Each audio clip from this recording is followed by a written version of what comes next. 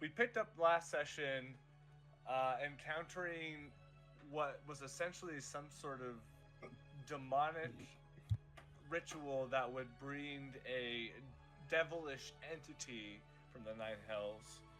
Um, Stumbling upon this ritual, you all were just a hair too late. Um, Fortunately, though, with some hindsight that I didn't have in the time about how the spell that Cassandra would cast, but y'all made very quick. What's the word? Work. You killed him faster than the freaking raindrops that could hit the ground. Um, but it wasn't before, as he was kind of turning to ash and returning to the Nine Hells, this pit fiend yelled to you that he was Dramazon, and he would not forget any of you guys. Uh, Not necessarily a great thing to make an enemy with such a powerful creature in the Nine Hells, but at the time, not I such feel a like big deal. I feel like that should go reverse for him because of how fast we kicked his fucking ass. Yes, he definitely has some things to learn for sure.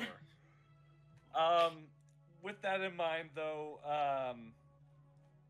you all got back into town and sort of discovered this very well developed sort of corner of the empire.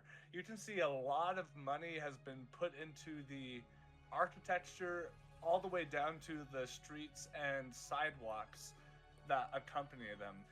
Now, not to say that sidewalks are super rare, but it's more common to find sort of like main thoroughfares that kind of like don't really distinguish between like pedestrians walking and vehicles that might be moving around with gaslit lamps.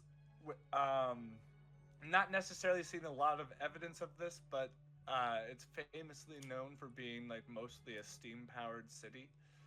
A lot like its roads are heated, so in the winter it doesn't you know freeze over. Mm-hmm. As you went into the town, your main objective really was to go to the flight tower. However, you all did drop quite a bit of gold in buying some new magic items and maybe some potions. I can't remember. Golems, 2 golems. And of course, the two golems that sort of act as, which in in more ways than one will be a great effort in the construction of Winshire, at the very least. Um, Bob and Carl. you guys ended up going to the flight tower and eventually met with Captain Willie. Was it? Well, what was it? It was Captain. I think it was Willie, maybe, or does anybody remember by chance? Because if not, it's going to be Captain Willie. It's Willie. It is? Yeah, it's Captain Willie. That's after I tapped out. Oh, that's right. Before meeting up with the captain, though, or flight master, whatever you want to call him, sorry, not Throg. Yes, Throg. Sorry. Overheard with a very perceptive keen ear of some sort of, well, to put it plainly, a terroristic plot against the flight tower itself. Upon meeting with the captain, he turned out to be like a person who was willing to have a conversation and hear you all out, but on a meta level, real quick, in this example, it makes sense. Captain Willie was kind of like a silly guy. He was willing to entertain things that like maybe some other more serious like business entrepreneurs would, maybe not go so far but goddamn, did you guys bully me into basically getting whatever you want? And you know what? That was a lesson for me because I learned that time that like, you know what? Like, that can only happen if I allow it. So, I give kudos to both of to a lot of you that went into the crafting of this deal, where essentially, you kind of like agreed to pay. You basically got one small carrier ship for free, and a medium-sized ship that's not as fast but has a bigger load capacity, but also won't be fixed and ready for like standard procedure type stuff for like another 4 to 6 months. But you agreed that you basically would pay half the price of that ship, and the other half of the price would be paid back in the sort of royalty aspect of like every goods that you deliver to X like merchant, this amount of gold will be subtracted to go towards the gold that you owe me type deal until the price of the ship is paid off.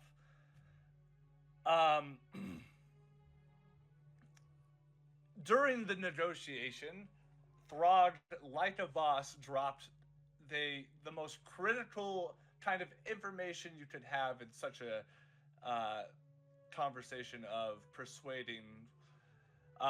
You ended up warning the captain that there was a plot against the tower, and at some point tonight that there would be some sort of like bombing or terroristic threat of some kind, and to keep your guards up. And excuse me, we'll say that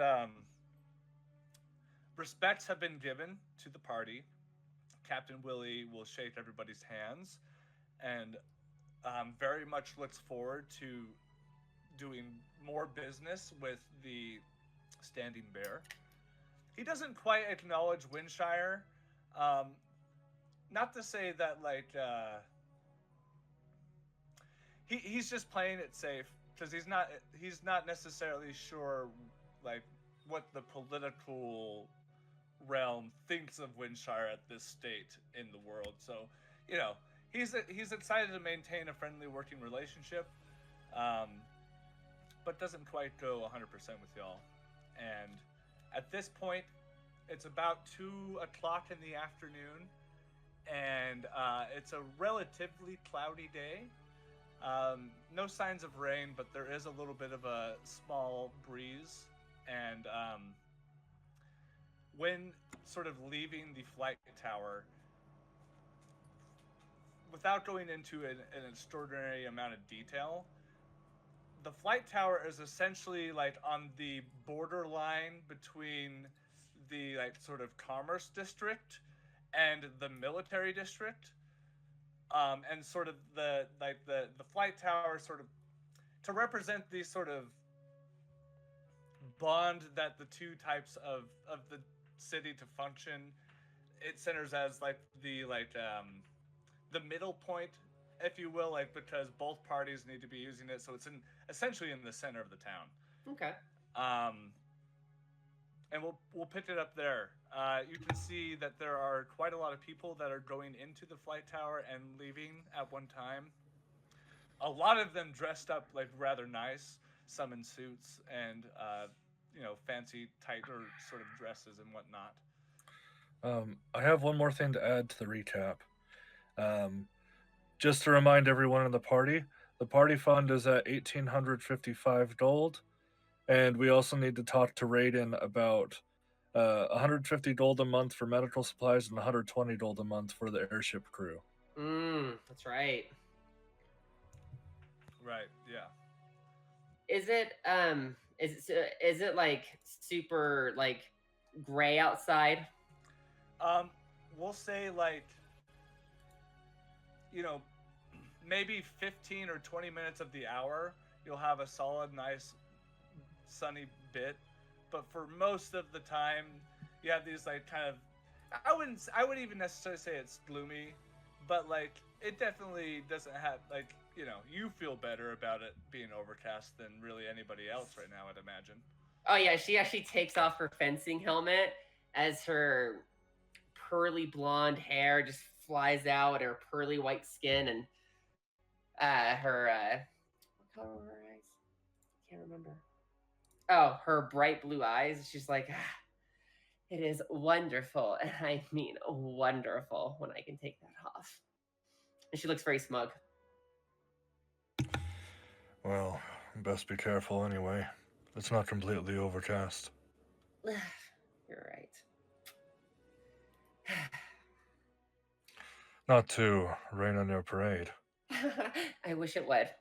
It would block out the sun. Then she got like walks away mad. Endless. I'm not sure how you do it, to be honest.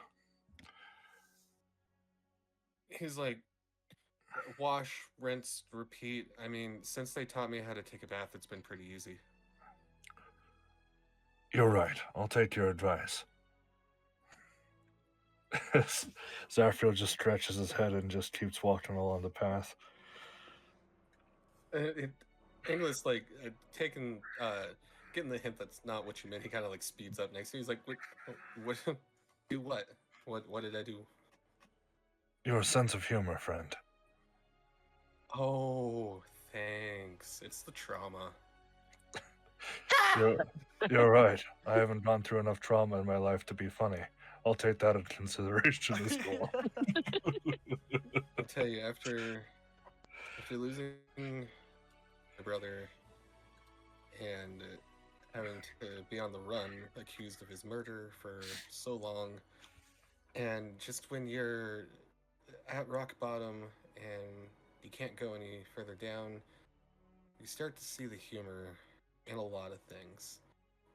Like, for instance, somebody's got the plague. Well, at least I don't got that. Throg just squints an eye. Unless yeah, right. Cause like, I think it's your inherent disposition still, because I watched my entire tribe die in front of my eyes on a cross, and I still don't have that sort of mindset. Cassandra's head pops from around from the corner and goes, "Are we all?" She was waiting for everybody. Are we all just traumatic babies? Is that her eyes squint? We're all fucked up, aren't we? Just some more than others, right? Well, I mean, if we're all trauma dumping, I mean, I was kicked out of my entire clan at the age of 6 years. No, actually, yeah, I think it was 6 years old. Because I was born really small for a giant. Yeah, Angelus, like, hearing you say that, he kind of like looks around and looks up at you real quizzically, Throg, and goes, "How old are you exactly?" Carry the one. Numbers are hard. It's okay. Take your time. Use your fingers, buddy. That hurts.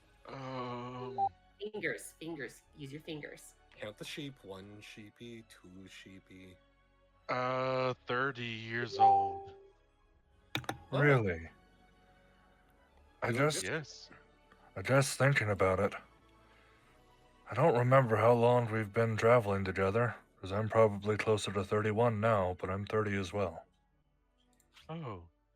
I guess I never really mentioned it, but I am a storm giant. Are you not aware?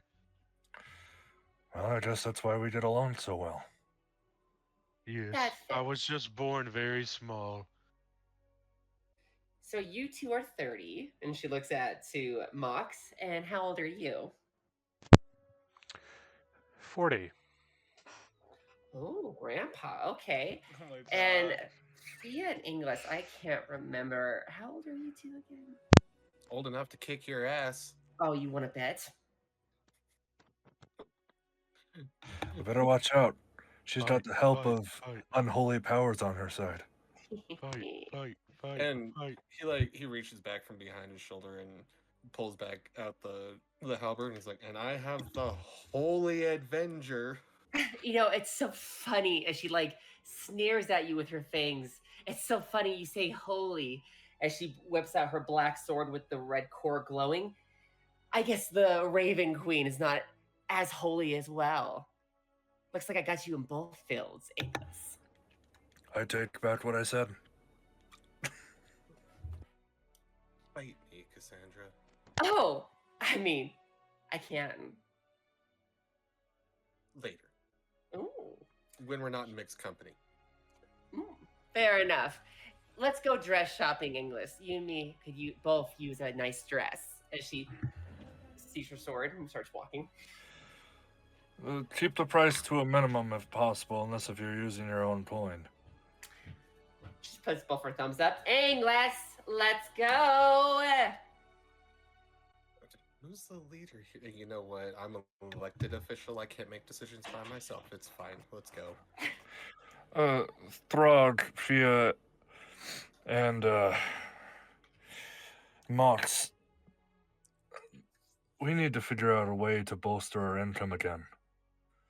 Because we do still have the guild that we're passively getting income from because of Null, but... Well, it's not just because of Null. It adds to it, but it's also because it's an adventuring guild. So you kind of that's like, I feel like maybe a majority of the guild's profit, and like maybe a quarter or maybe 33% is from Null and his like contract work, and then like, you know, that's not even including the mobile home shit.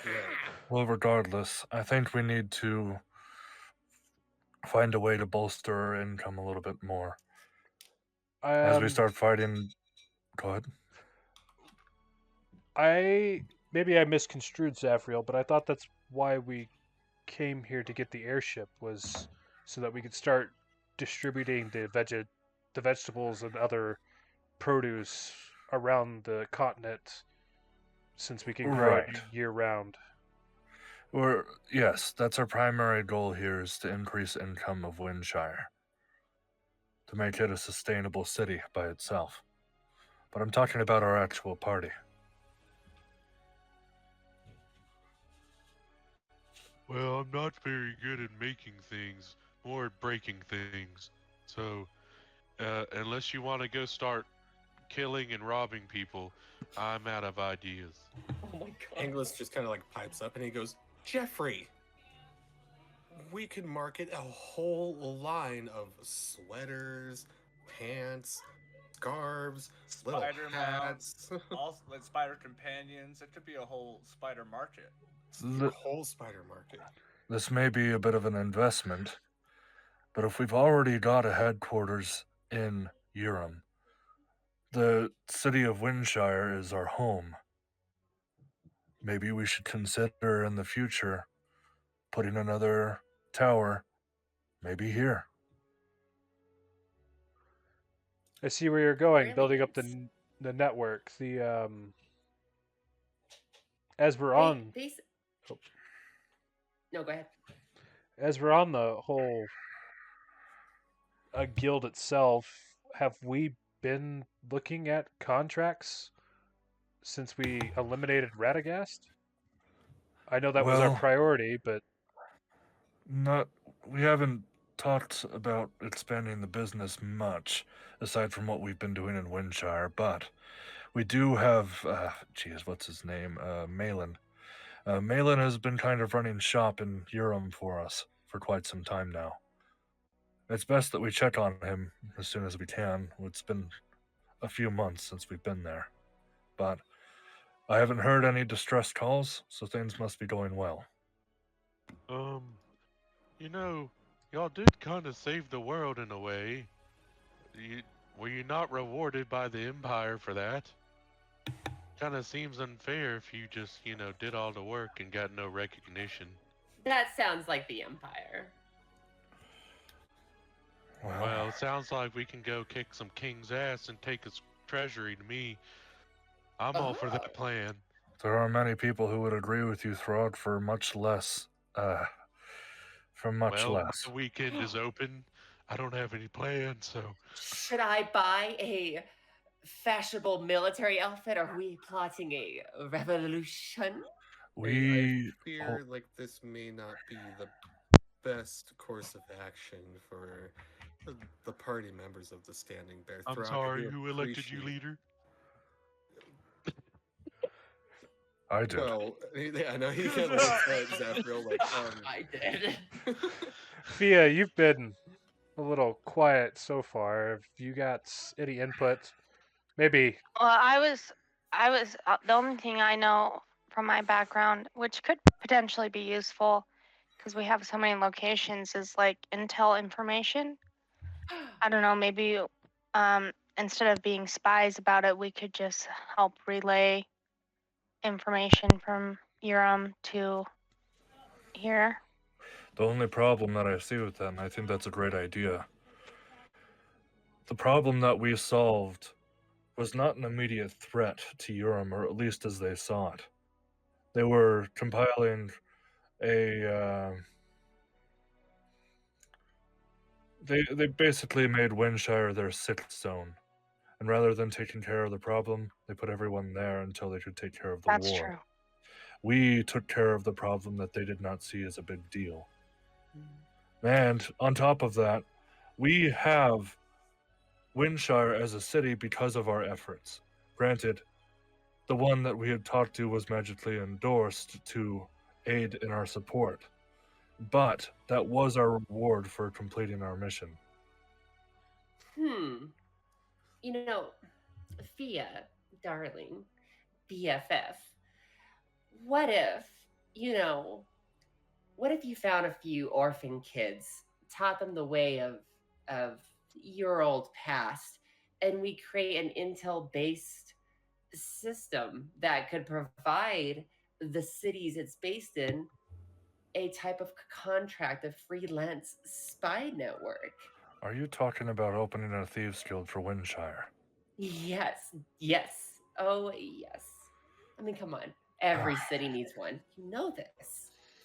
I mean, we don't have to call it a thieves guild. It doesn't have to necessarily be that. If it's just like an exchange of information, I don't know what else we'd call it though. It doesn't sound as catchy as thieves guild.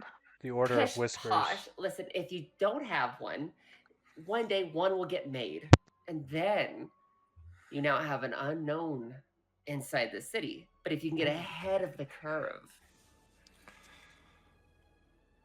I have a migraine. I have an idea and a migraine.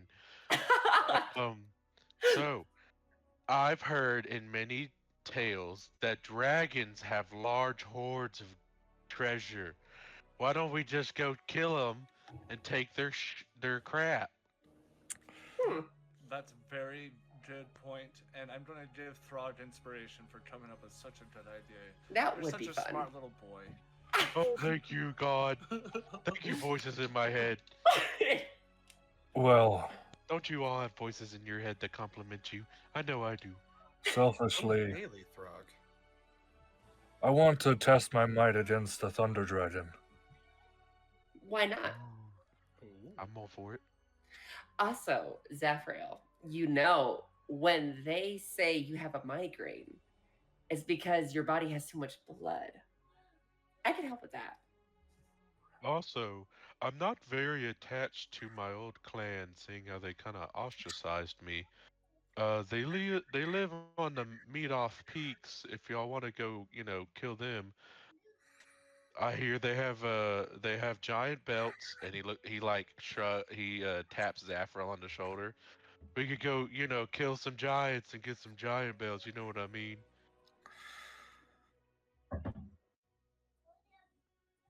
I think we're going to have to sit on that for a while. Oh,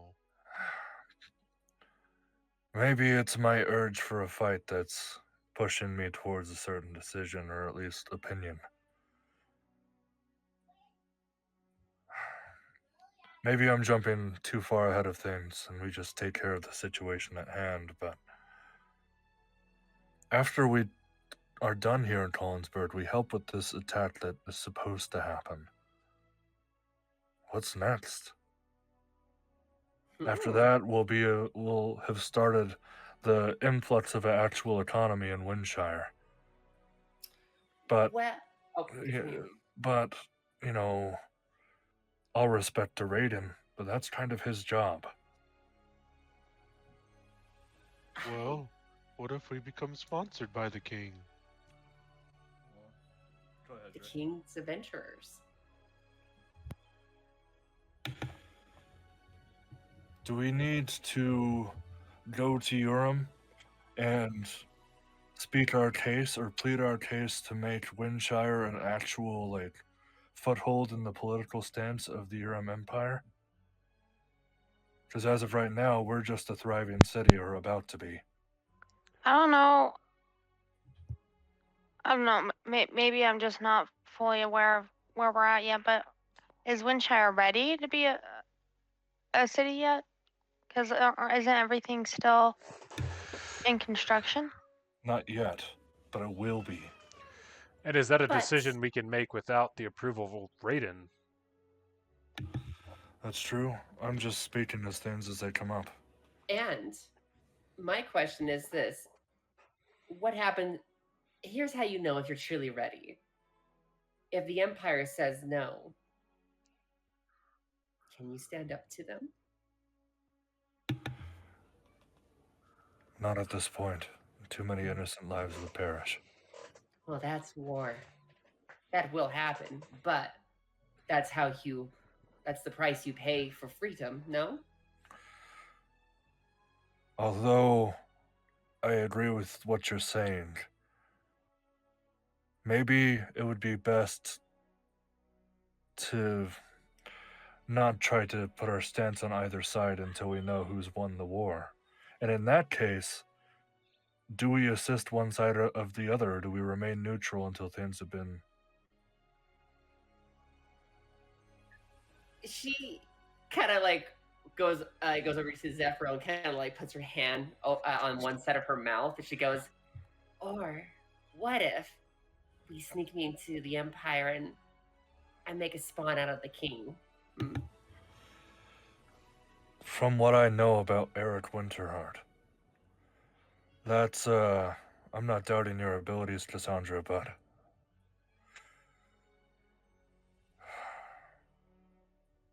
I fear that you would lose your life. I mean, that is a risk. Possibly true. And I have a vampire I have to kill first. But I am willing to do the shadow work for the city and for you guys. And for good reasons. And I mean that truly. Cross my heart or hope to stake me. I guess at this point, I'm feeling restless. I don't know what to do. We have things that we can do. I can work in the clinic, make it the most reputable in the Empire. And we can make Winshire an actual force, given a couple of years. But I feel that all of our talents are wasted in that quest. Well, Zaphreal, I think we're leapfrogging forward without making sure we have all our ducks in a row. You mentioned talking to Malin, since we haven't touched in with him for several months. There could be a quest that requires our specific skill set setting with him that we haven't touched base with. So I do agree we should go to Urim after this, follow up, and make sure we have all the information that we need before we make a decision on what we want. If we don't have a quest to work on, then I think it's kind of whatever we choose. If it's we continue to expand, we go find a dragon. I think we're so pent up about finding a fight, we're trying to force a fight where there's not one. That's very wise. Endless?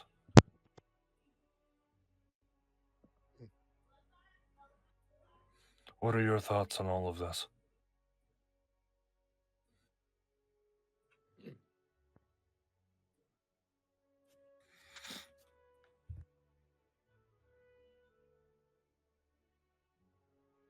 Do you think we just continue as we has been and try to find quests up at the guild in Urim? Or do we just keep doing what we've been doing and try to bolster the income of Winshire?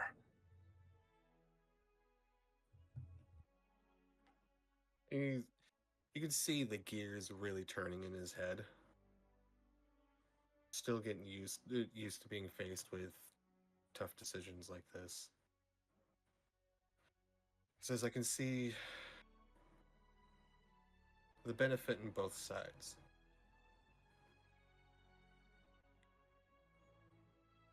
However,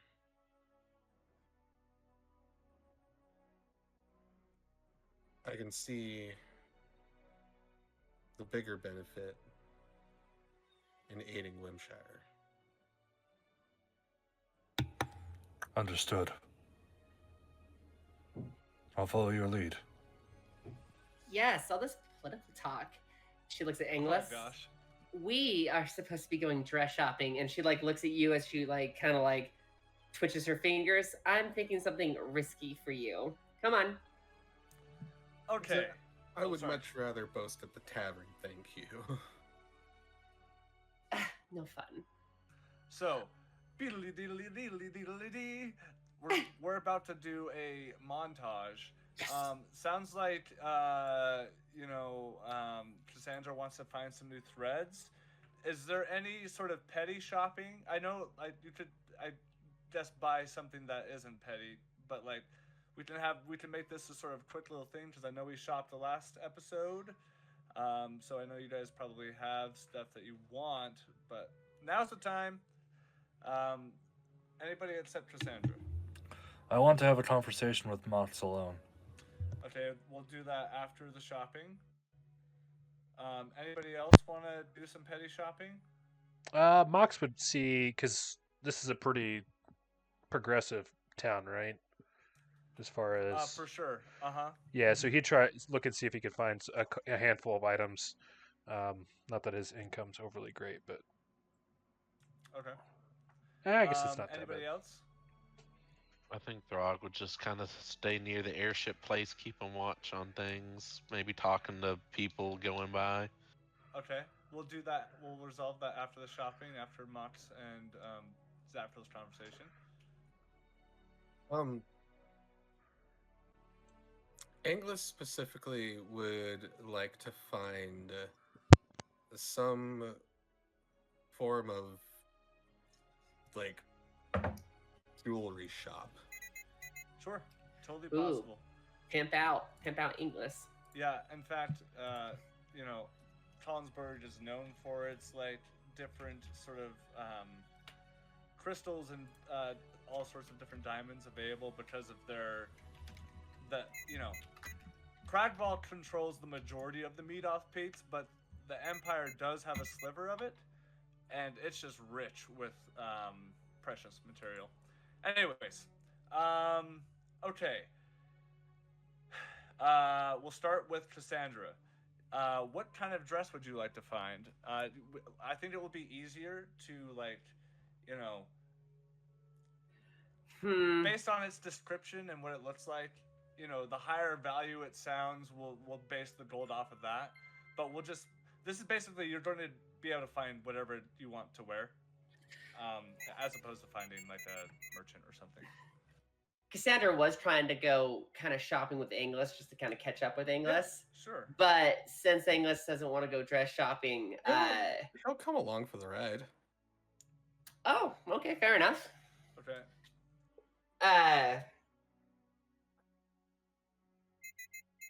She's gonna look for very kind of rich but slightly risque type dresses.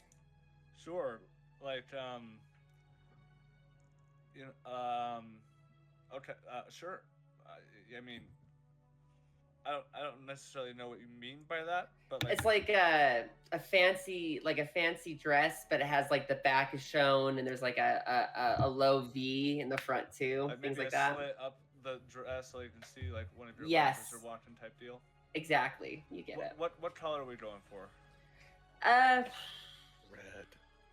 burgundy, red, purple. Yeah. All three of those. She's actually she's just following English. English is like red, burgundy, no, purple for you. So we'll say after like a classic like teenagers going to the mall trying on different outfits montage plays, you go through 2 or 3 different outfits that are pretty similar in style. Upon landing on the one that was just described, and the color is kind of like a deep maroon, like not like a gory red, but like it flirts with the temptation of danger, Ooh. combined with this sort of risque look of the dress. She kind of just like comes out and flutters her glowing blue eyes and goes, "Now, do I look like a whore or do I look like a fancy whore?" Angless is like, I would expect no less than to spend at least 100 to 150 gold on you for the night. See, you understand. She does like a few snaps. Now, let's buy this. And then, I don't know, later we're going to use it to help me find some food for my poor boy. So the dress will come out to a total of 17 gold. Oh, yeah, she coins it over. Pretty Okay. woman. Going next down the line, Endless, you said you wanted to look for a jewelry shop. Yes. Okay. What are you looking for in particular? It's not necessary that he's looking for anything. He would just like to find a jeweler that looks like he would carry some fancy wares. Sure. Okay. You end up finding, we'll say, because I didn't come up a name with the clothes shop, we'll say that was called Lysandra's Closet.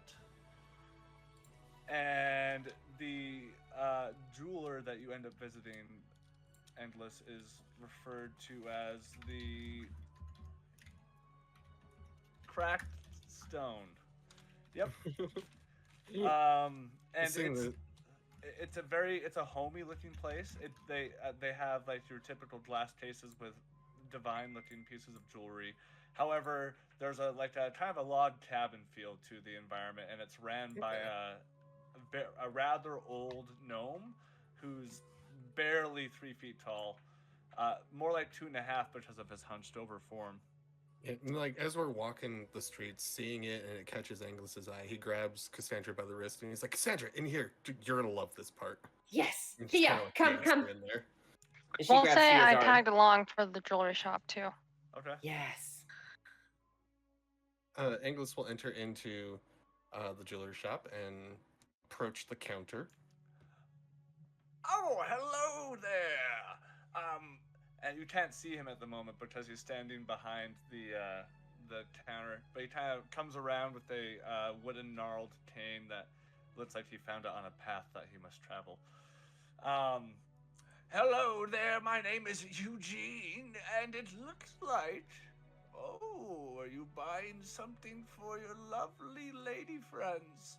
And he kind of reaches out to Fia and Cassandra's arm, respectively, to give a very gentlemanly, not asked for kiss on the hand. Oh, she absolutely plays into it very dramatically. Okay, perfect. Anglis kind of like looks over at Cassandra. He's confused. He's like, what? Oh, no, we're not here for her. Eugene, you said. Yes. My name is Anglis. He kind of like tries to hold himself up. He's like, my name is Anglis, and I am the leader of the Standing Bear. Perhaps you've heard of me. Ta-da. You do look quite mighty, and your form is elegant. I think I have just what it is you need. And he sort of like tip-taps over to the other side of the building, and you find that there are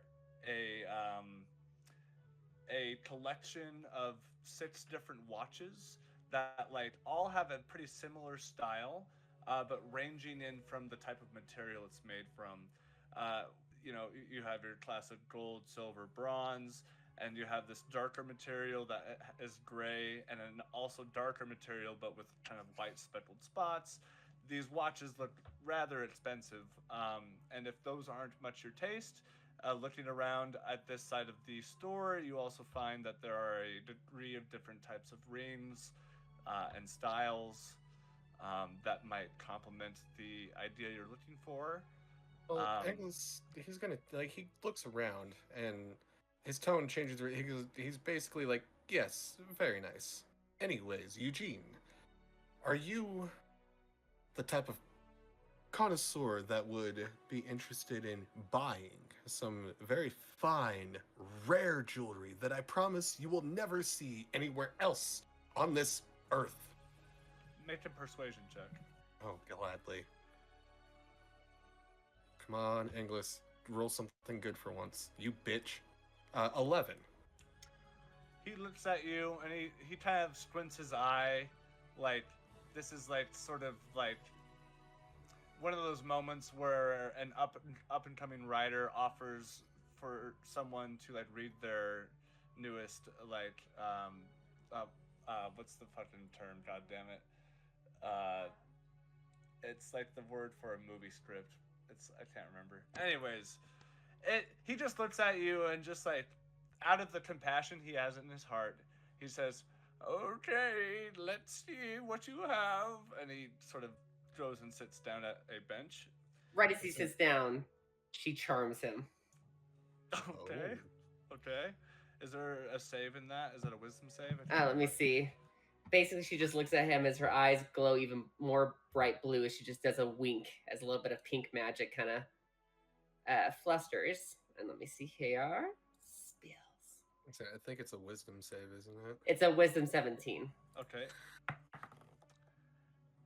He just kind of like flutters his eyes. Oh! And waits expectantly. What are you handing over, Endless?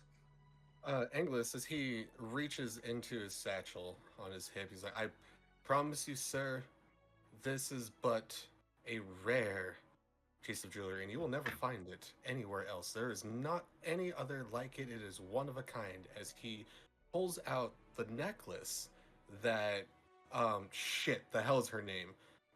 Evelyn gave him. Oh, fuck. Are you serious? That's so funny. Oh my god. Lays it down on the table in front of him and, like, very careful not to touch very much of it, kind of just, like, steps back a little bit. He looks at you and looks down and in disbelief looks back up at you, almost as if he's about to play it off, but then realizes what he just saw. My! And he sort of picks up the necklace and pulls out a little little telescope, little deal, whatever you call it. And he's sort of checking out all the fine work of the material. And he says, "Boy, this is demonic. Where did you find this?" He goes, my dear, this was a trinket that I took off of a devilish fiend that I slayed down in the name of all that is holy. You can see him start to, like, not necessarily take your shit, but then the effects of the charm just sort of wash over his face once more. He says, "My, you are as mighty as I perceived earlier. Okay, well, here's the thing." And he puts it down. "This is probably worth quite a lot of gold. In order for me to make a profit, because I do have many people that would be very interested in owning this, I will give it to you for 9,000 gold." Wait, sorry, Angus. 1 second, darling. What if you said you want to make a cut, but a lot of people would want this, correct? Yes, that's what I said. Do you think you could be a middleman for maybe a rich family who might give more and we both profit more? Make a persuasion check with advantage. Being a vampire rolls. All right. Oh, that's great. 27. Yeah, he just like Gee, golly gosh. Okay. The highest I will be willing to sell is 11,000 gold. Take it or leave it. I wish to contain this as soon as possible. So if you'd like to take this deal, please. I don't want to be around it. Maybe can we meet in the middle? Realizing that there is no middle, but maybe we can meet in the middle and go and just round it up, make it an even 12. We want to do lucky numbers, and odd numbers are just that's a bad vibe check to me, my good sir. At 5.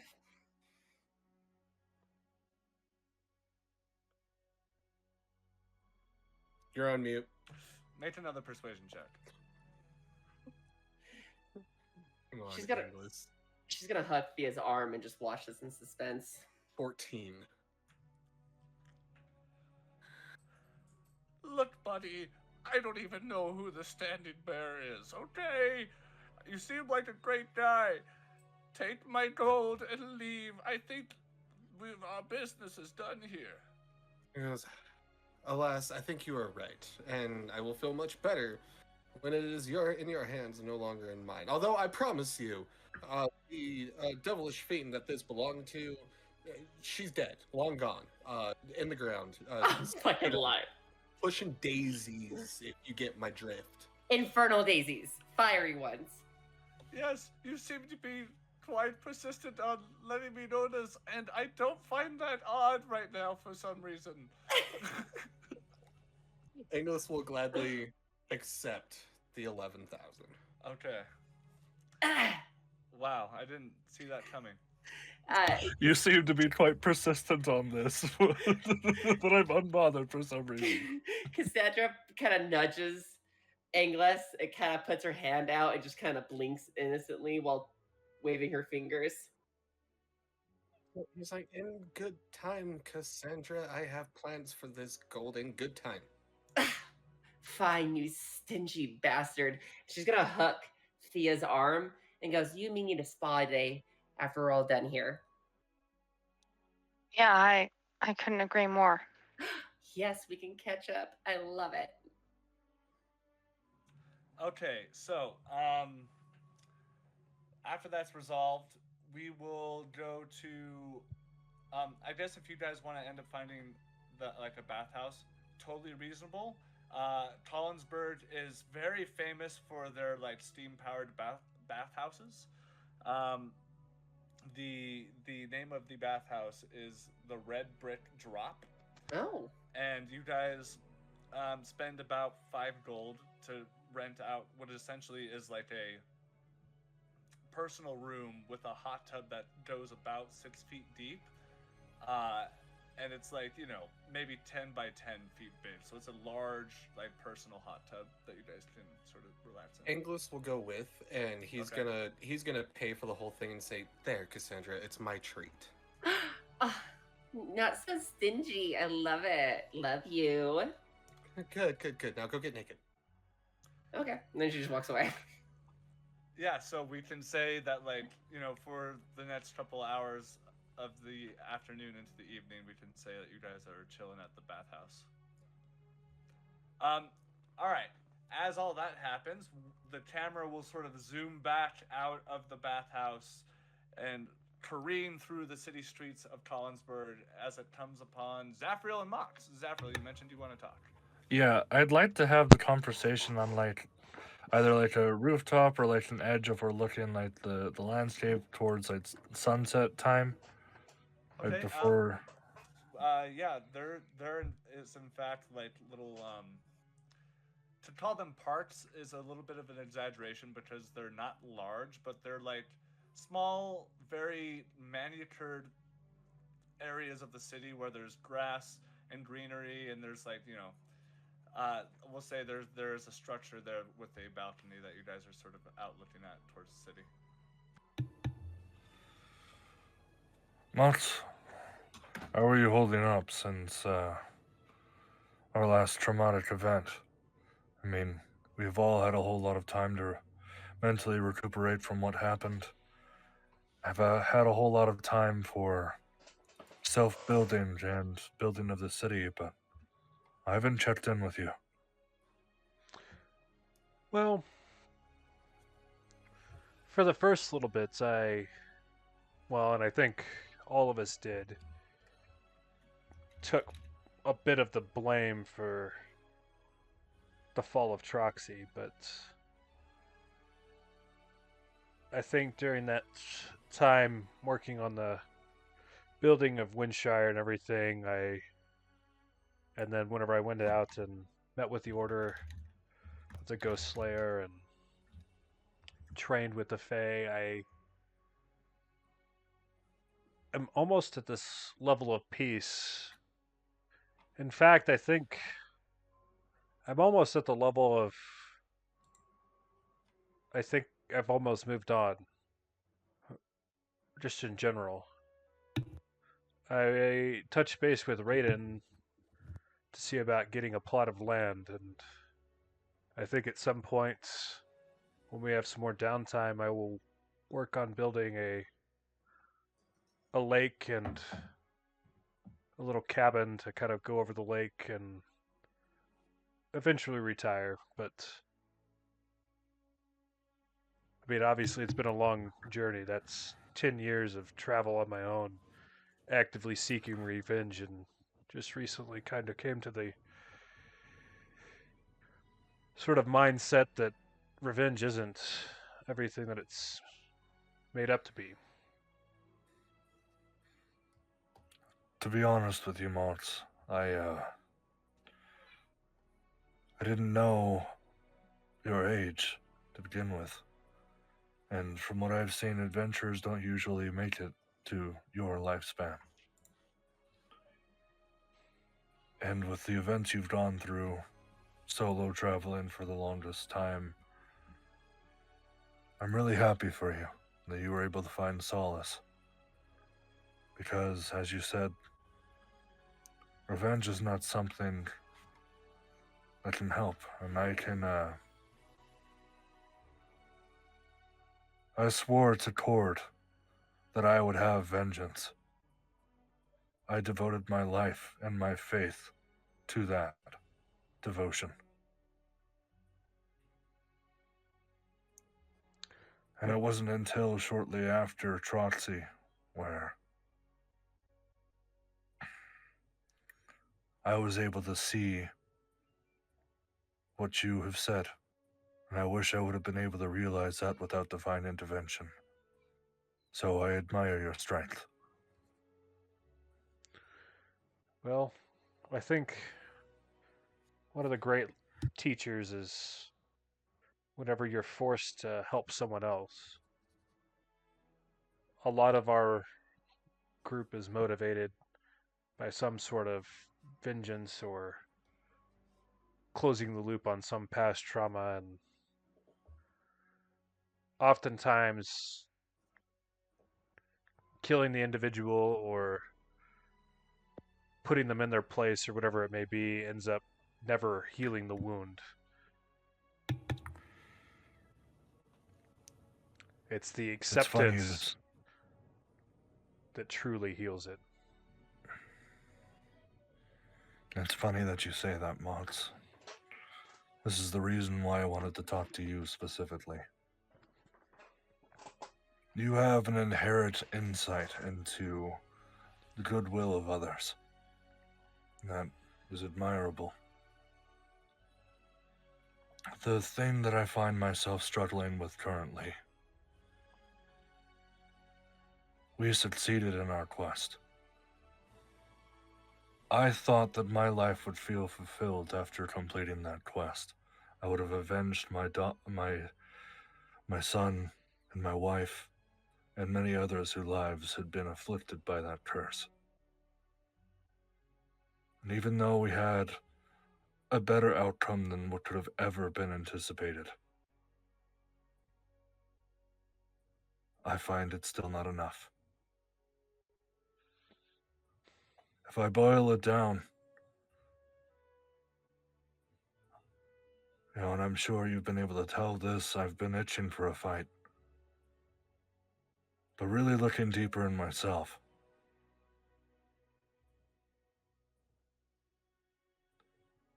it seems that I'm losing fulfillment. I'm looking for something greater, another greater quest to give my life some more meaning than it has now. I've done everything I can for my beliefs. I've ascended to believers of my faith would only ever dream of. I've avenged my wife and my son, and I still find myself wanting. Can you share some wisdom? You see Mox's kind of forehead scrunch up a little bit. As he reaches into his pack, he pulls out it's a blue liquid. You may recognize it. It's a Goliathan ale. As he pours 2 glasses. I'll take one. Zaphreal, the thing you have to ask yourself is, why do you do it?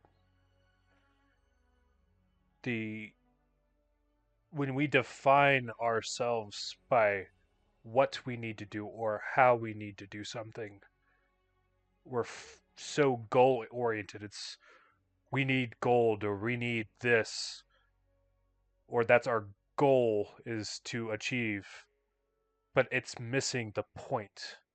The point is why you do it. Why are we trying to build Winshire up? Is it because we feel that it needs to happen? There has to be some greater purpose to it. I would say, for me personally, we are building Winshire up because we want all of the Graveborn to have a better life than what they've been given. And we have the means to give it to them. But if we're solely focused on making Winshire this nation state that's recognized by Urim, we're so focused on the income or whatever, Winshire's never going to be what we want it to be for the right reasons, and in my opinion, will ultimately fail because we miss the point of why we're doing it. You need to pull on the heartstrings inside you and ask yourself, why do you feel the need to fight? I would say it's because you inherently have a desire to protect. And at the moment, you don't know what you're wanting to protect and from what. And until you answer that question, you're never going to be at ease. I didn't ever think of it like that, Mhox. For so long, I had a surefire quest in my mind. And you're right.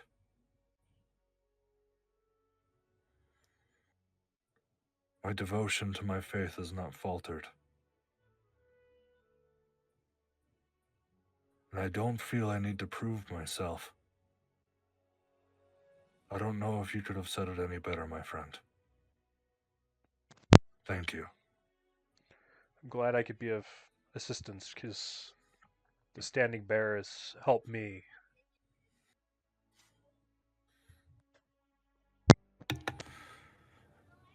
Mhox, it may have helped you. And that was the main reason why this guild was started to begin with.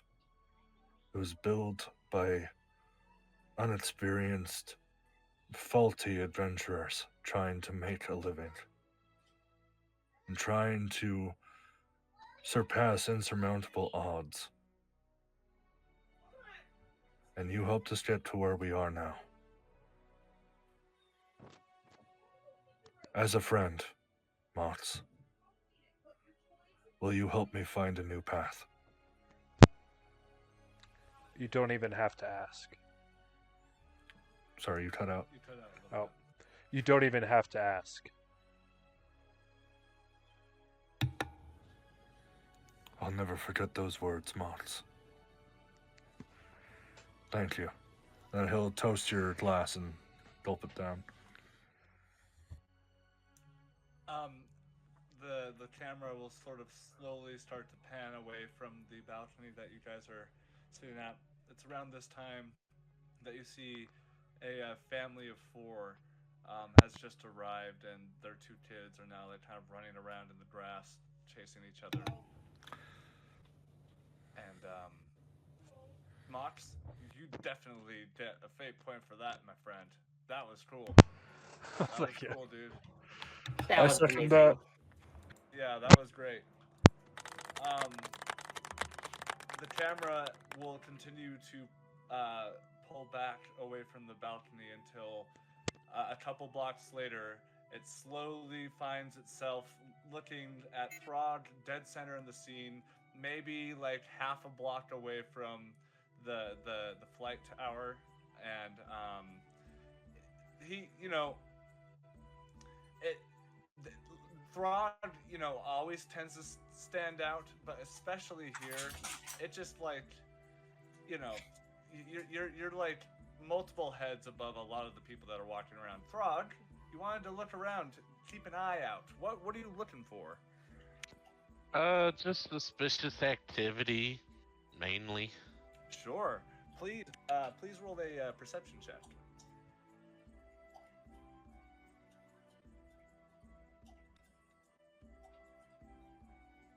13.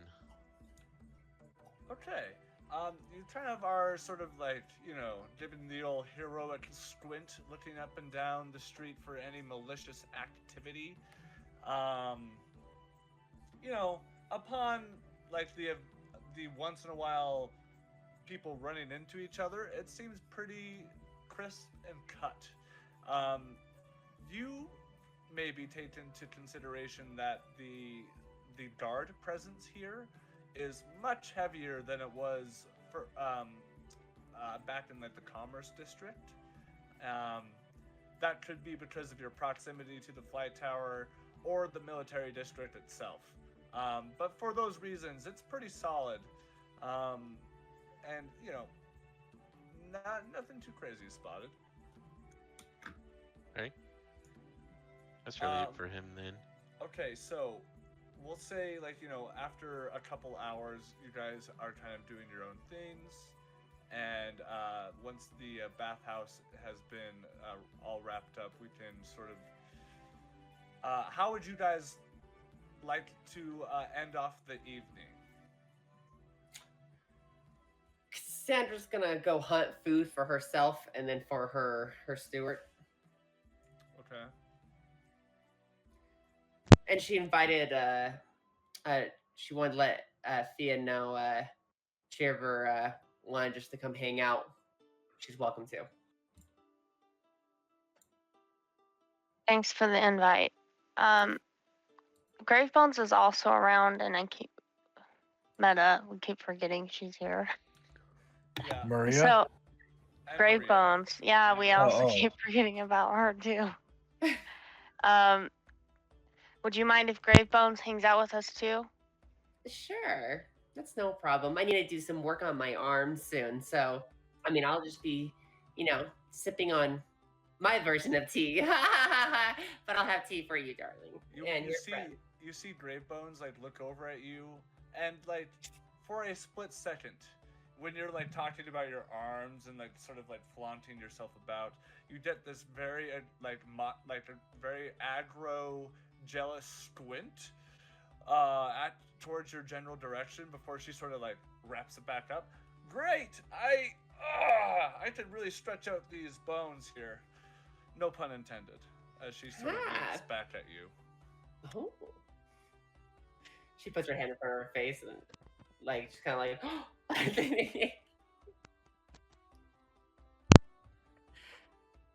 muted. Yes, that's my favorite thing about his sessions. Aside from that, does anybody else want to do anything this evening before I call the curtain?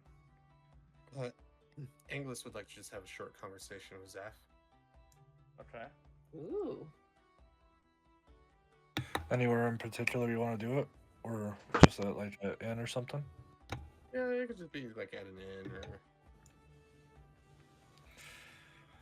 What's on your mind, friend? Is Zaphreal. I did something today, hopefully for the benefit of all of us, and as well as the benefit for me.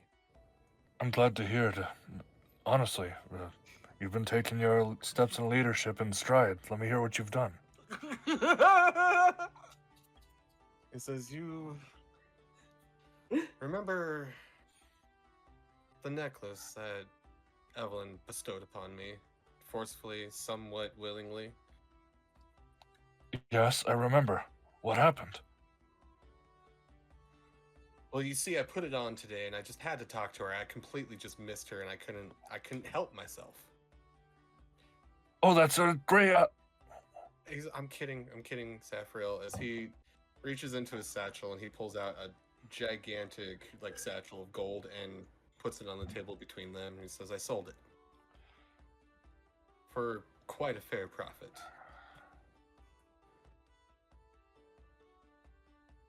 I hope, in turn, it benefits me in a way of severing that tie that I had with her. But also, I hope it benefits us, because I know that one of the concerns was aiding our own pockets in this effort. I did say that. I did say that. There's 11,000 gold here, Zaphreal, that I would like for us to split among the party equally. Is that the reaction Zaphreal's giving right now? Yeah. He's rubbing his eyebrows. Endless, you know what? Thank you for the gold. That is what I asked for. We just may have some consequences for this.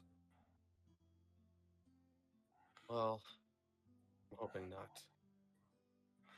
In a way, we did what she asked. We did go to the Hells. We did aid her. And now this way, she doesn't have an easy time tracking or communicating with me. I understand. Your decision was wise. Please forgive my behavior. I would not have done the same, but that's why you are in charge. I understand your concerns behind it, because believe me, I did think long and hard on what I should do with this. But I knew that it had to have been a rare, one-of-a-kind item and could have benefited all of us.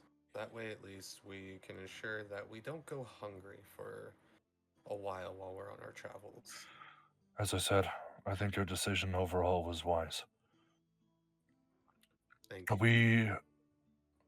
The risk to our situation carrying that necklace has not changed with it being in another's hands. However, you made the correct decision to aid our finances until we can figure out more about how we're going to pay for the rest of this ship. And as the camera starts pulling out, did Throg or Mox want to do anything this evening?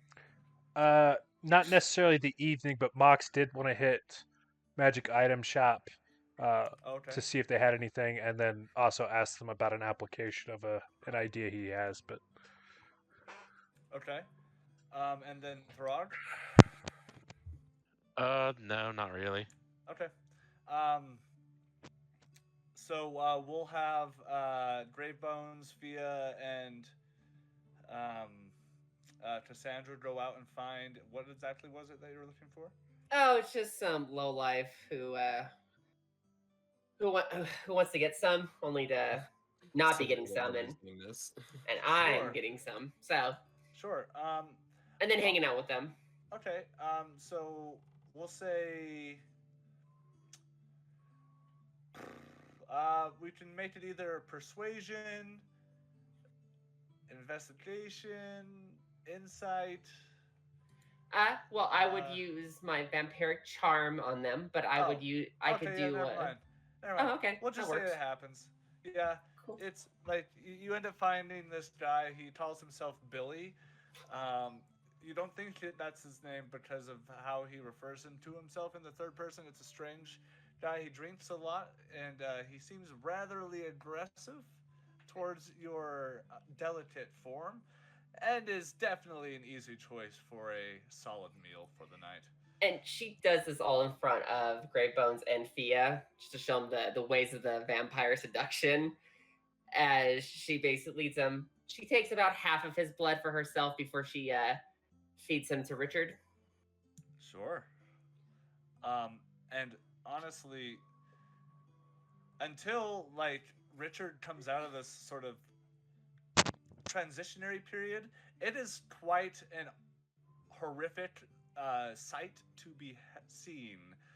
Watching, you know, Richard really like going for the blood there in this gentleman named Billy. It's pretty wild. She closes the bed and goes, he can just, chew on that for the night. Uh, welcome. She just like did all of this in front of Grey Bones too. Greybone is like literally just silent. There is some concern in her eyes, but like, you know, she's seen a lot worse. Darling, it's okay. If I was gonna eat you, I would have eaten you. As she kind of undoes her top, and she kind of rolls it down while she's still wearing her like bra. She detaches her lower right arm and puts it on the table as she kind of starts to work on her prosthetic arm. Sure. And she kind of looks at Grey Bones and Fia and go, I think I remember last time Fia was hanging out with me and my family. I think she mentioned you before. Was it an old fling?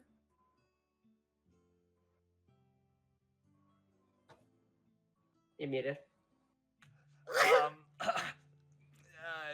Greybones looks slightly embarrassed and just kind of looks towards Fia in this moment to save the situation.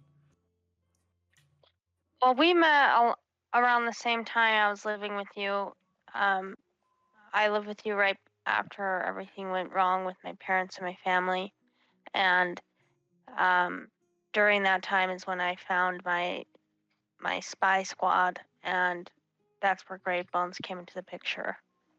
Oh. She was the first member, so I don't know. I wouldn't say we're lovers, but we definitely have a bond that the rest of the group and I don't necessarily have, just because she was the first member. Oh no, that's understandable, and I just remember you talking about her before, so I just couldn't put my thing on it. Grave Bones just looks a little uncomfortable. So yeah, we're not lovers. Nope. No, us. No way. Anyways, are you hungry? I guess not, right? No, I'm great. And she like looks over at you and you have like blood all over your face or whatever. Oh yeah, she's left it. She left it. She just smiles, and then she kind of looks to Fia and go, Fia, darling, we haven't talked much since we've been on the road. How's life been? Not too bad. Glad we got rid of Radagast, and I'm glad we're kind of all doing our own thing now, and it's kind of a little bit more laid back. Feels nice not to have this over looming, I don't know, bad thing to overcome. Oh yes, you guys did overcome such a ghastly Radagast. But what about you? What's new with you, Fia? Since we last spoke, it's been quite some time. What's been new with you? Well, I lost my squad for some time, and I looked for them for some time, and then I came into the group of the Standing Bears after being on my own for like nearly 10 years. And then miraculously, like a year into being with the Standing Bear, we found my old squad. So I don't know. I'm just kind of I don't know, not dealing with a lot, I guess, in a good way. Like I don't know how to describe it, but I'm just content, I guess, finally, because now all the people that have meant something to me are now in like one place, or at least like know where they're at. And I just feel like my heart is full, and I don't have to keep looking for people of my past. You're all here. No, that makes me know how to make me just feel giddy. I'm glad. I'm glad to see you happy. Are you seeing anyone, or do you need a white wing to help you? Don't know about that. Don't know if I'm like too interested in the love life right now. Don't know where this adventuring life is gonna take me. Girl, you need to have some fun. She attaches her arm. Tea? And she'll kind of get them tea. Grey Bones just like really like takes the time to sip her tea and to like not really participate in this type of conversation.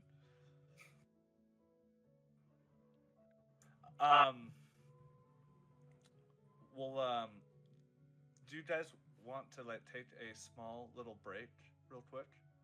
And when we come back, sure. we're going to start the next day with Hell yeah. some new developments on the oven that is the narrative machine. So just to make sure I understand before we cut back to that, wasn't the attack going to happen tonight? It sure was. We only left Well, Throg on yeah. guard duty, and his perception Yeah, might not have Throg's been. the only one that's out there actually on guard duty. I said that's all he's gonna do the rest of the day since he can't sleep. So we'll come back tomorrow morning and see what all happens. We'll be right back. We'll say in like 10 minutes. We'll Sure. come back in 10 minutes. Okay. As the night starts to come to a close, was it already pre-established a inn that you guys were staying in? I don't think so, right? Not necessarily. We just kind of stepped in one. Okay, well you end up finding the Black. Oh, can't say Black Cauldron. That's a movie. We'll go with the Cauldrons 3. Oh, I like that. And it's your typical mom and pop place, but it has sort of like a dwarven mysticismness woven in throughout the place. Lots of incense, vibrant crystals and whatnot. Just making that established so I know in the future. Anyways, during the night, however, we start getting into those portions of the evening where Throg, you notice a lot of the movement has decreased, but not so much because, like I said, since you're so close to the military district right now, there's a lot of movement in between different platoons of men or soldiers or city guards for that matter. Eventually, do you want to be like inconspicuous, or are you just like chilling outside the flight tower at this point, just so we can have like an idea of where you're at in the cutscene I'm about to give you? He's chilling outside. Okay. Upon the 11th hour, there is a stillness that settles in towards the city streets, and the lamps on either side of the road go dim, if not completely expunged from their light. And at which point you start to see a large group of cloaked individuals that are sort of using this moment to charge, but not only because of your person being there, but giving the city enough time that they're because you tipped them off. It's like it's almost embarrassing like how quickly that they are like sort of like dispatched and like fucking cuffed up. Like it's like it was a very like childish attempt to try to do what it is that they had, and you can see there's a group of 7 of them, and 3 of the individuals have these sort of backpacks that like because if you're low intelligence, you can't understand like what they are, but you do smell sulfur. Um, but upon their arrest, I will say, make a perception check for me. Well, Sure. we can say you can help like manhandle these goons when they are all cuffed up and shit. Yeah, 16. You notice that on the back side of the cloak, about the size of like 3 inches in diameter or so, at the base of the neck, you see a emblem. Hold, please. The you can tell that this cloak is rather old. It's seen a lot of wear and tear, but the emblem sort of depicts like a fiendish sort of creature. The emblem itself is kind of like the lower half of the body is quite snake-like, while towards the top you can see that it sort of transitions into like a more bovine-like creature with horns. And that's all that you're able to make out as you're bagging and tagging these fools. Oh, yeah. And with that, we jump back to this morning. We'll say you already knew where the party was at. Now, I know you don't need to sleep, but if you end up wanting to go back to the tavern, it'd be easiest for the narrative here. Yeah, he'll head back that direction Okay. after being done. But he won't sleep. Sure, of course. No sleep for the restless, right? Or whatever the phrase The is. wicked. The wicked, right. Yes. God damn it. We'll say we will pick up this morning. The conversation is provoked by Hendrickson, who kind of like stirs the party about like what the plan is now that we have the ship, and like do we go back to Winshire, all this jazz. And we'll say like we're like wrapping up with breakfast. We have this huge like dwarven ham, like that's like, you know, pineapple-y, I guess. I don't know. It's a big hearty breakfast. A lot of like mashed potatoes and gravy with like corn and ham and some eggs. Cassandra will be like the last person to show up, and she looks a wreck. She's like, I hate being on these opposite schedules. Mornings just suck. Cassandra needs a mug that says, "Don't talk to me until I have had my coffee." Basically, yeah. She's basically on her version of graveyard shifts. Yeah, Throg, of course, the first one there. He literally is there, just sitting at the table. Oh, she'll be the last person there. But yeah, we'll say one by one, the party shows up and begins to, you know, dig into this quite hearty of a meal. And I'll leave it to you guys. We'll say it's about 10:30 this morning. Everybody kind of slept in because you kind of, like it's been pointed out, don't have something that's ending the world soon, so you can kind of take it easy. Well, Hendrickson, to answer your question, we were tossing the idea of going back to Urim to check in with the guild there before making any decision on what we do next. Oh yes, of course, Cursebringer Mhox. Like, I think that's a fantastic idea. I just worry as he kind of looks over at Maria, who is kind of quietly sitting to herself, not in a like removed sort of way, but just enjoying the meal that's been presented. Well, I agree that that's something that we should do, but we do need to report back to Raiden to let him know what we found out and what we have set up for him. Don't we have those sending stones? Where do those end up? Hendrickson asks. Because the DM does not remember. I don't have any on me. Maybe Oh, I you never could. had one? I mean, I can make them. Wrong campaign. Anyways, Fia had one. I have message as a oh, cantrip. that's not far range enough. Yeah. Yeah. Well, nope. Well, when we get back, I can make some sending stones. It's quite easy for me, actually. That The- would be helpful. Did Raiden make something like that for Fia? I know he did. I He remember made specifically you a doing that. pearl of sending into a necklace. Yeah, I made something. I know Yeah. made you something for that. Yeah, you have a necklace of a pearl of sending, which allows you to cast the sending Okay. spell or whatever the fuck it's called. Message? No, that's a cantrip.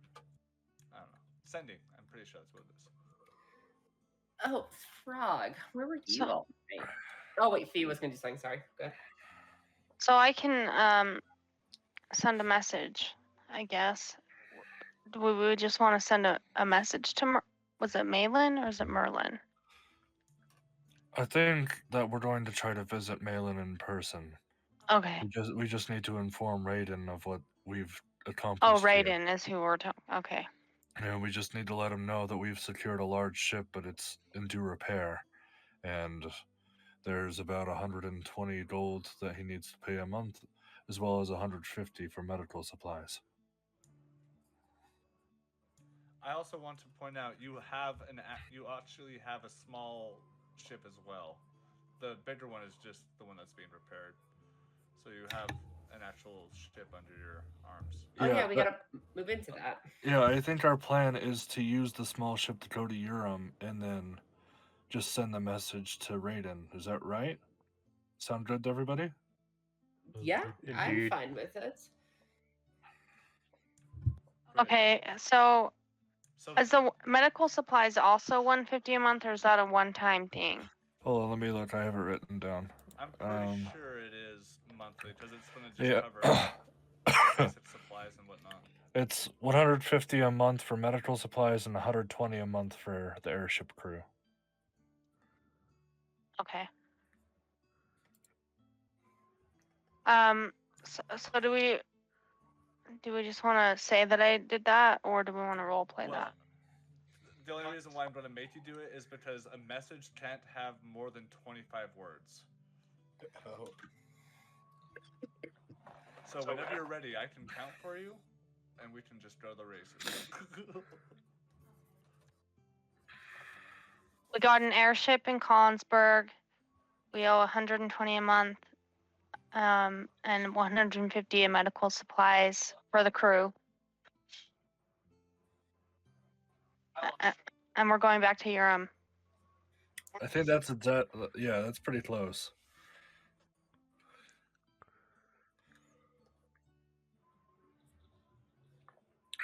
Mute.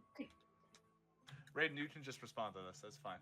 It has to be less than 25 words, though. Oh.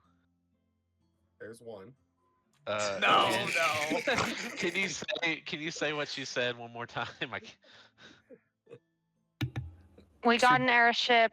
It's 120 a month and 150 for the crew, and then we're gonna go to Urim after. She said it correctly the first time, but yeah. Okay. Yeah, Raiden responds back. That sounds like an agreeable offer. Good work. Great. So Raiden's informed. We didn't really fit it in the message, but I also think that we got like trading negotiations on board as well. It's not going to cost us anything extra, but like we're free to trade in Collinsburg, from what I understand. Yes, yeah, like they've opened up a line of commerce basically with you. Can I only use that once a day? I can always send another message. I think it's a once a day type thing. I think that's Okay. how we had it initially. We never have used it yet, so we never really got to how many uses. But We'll just say it's once a day. We'll just tell him tomorrow if it's still important. We don't need to use it for anything else. yeah, Oh, perfect. Well, I guess maybe after you people eat, we could, move into our new ship and get some sights in that beautiful blue sky I that I'll think watch from within I the windows. remember eating. Does anybody else want to share anything before we move on towards the flight tower to get on your ship? before. Yes, I do as well. Throg, go for it. Well, I had a great time last night taking care of the attack and everything. I don't mind doing the job completely by myself, but I thought my friends would be there. So Oh! maybe next time, if y'all want to pal around with me, I know you were all conversating and shopping, and that's fine, but don't forget about old Throg. My apologies, friend. I was a bit tied up, but I'll make it up to you, I swear. Thank you for Okay. handling it. I will as well. Yes, it was pretty easy. I get afraid sometimes you all think lesser of me. Oh. No, Throg, never. We could We all- never. No. Throg, I think lesser of myself for not thinking of you. Throg, I would like to say that I thought of you, and I appreciate everything that you've done, and maybe this will make up for your efforts last night, as well as everybody's efforts, and English distributes 1,800 gold to everybody. Cool. Cassandra will give 500 of hers to Throg.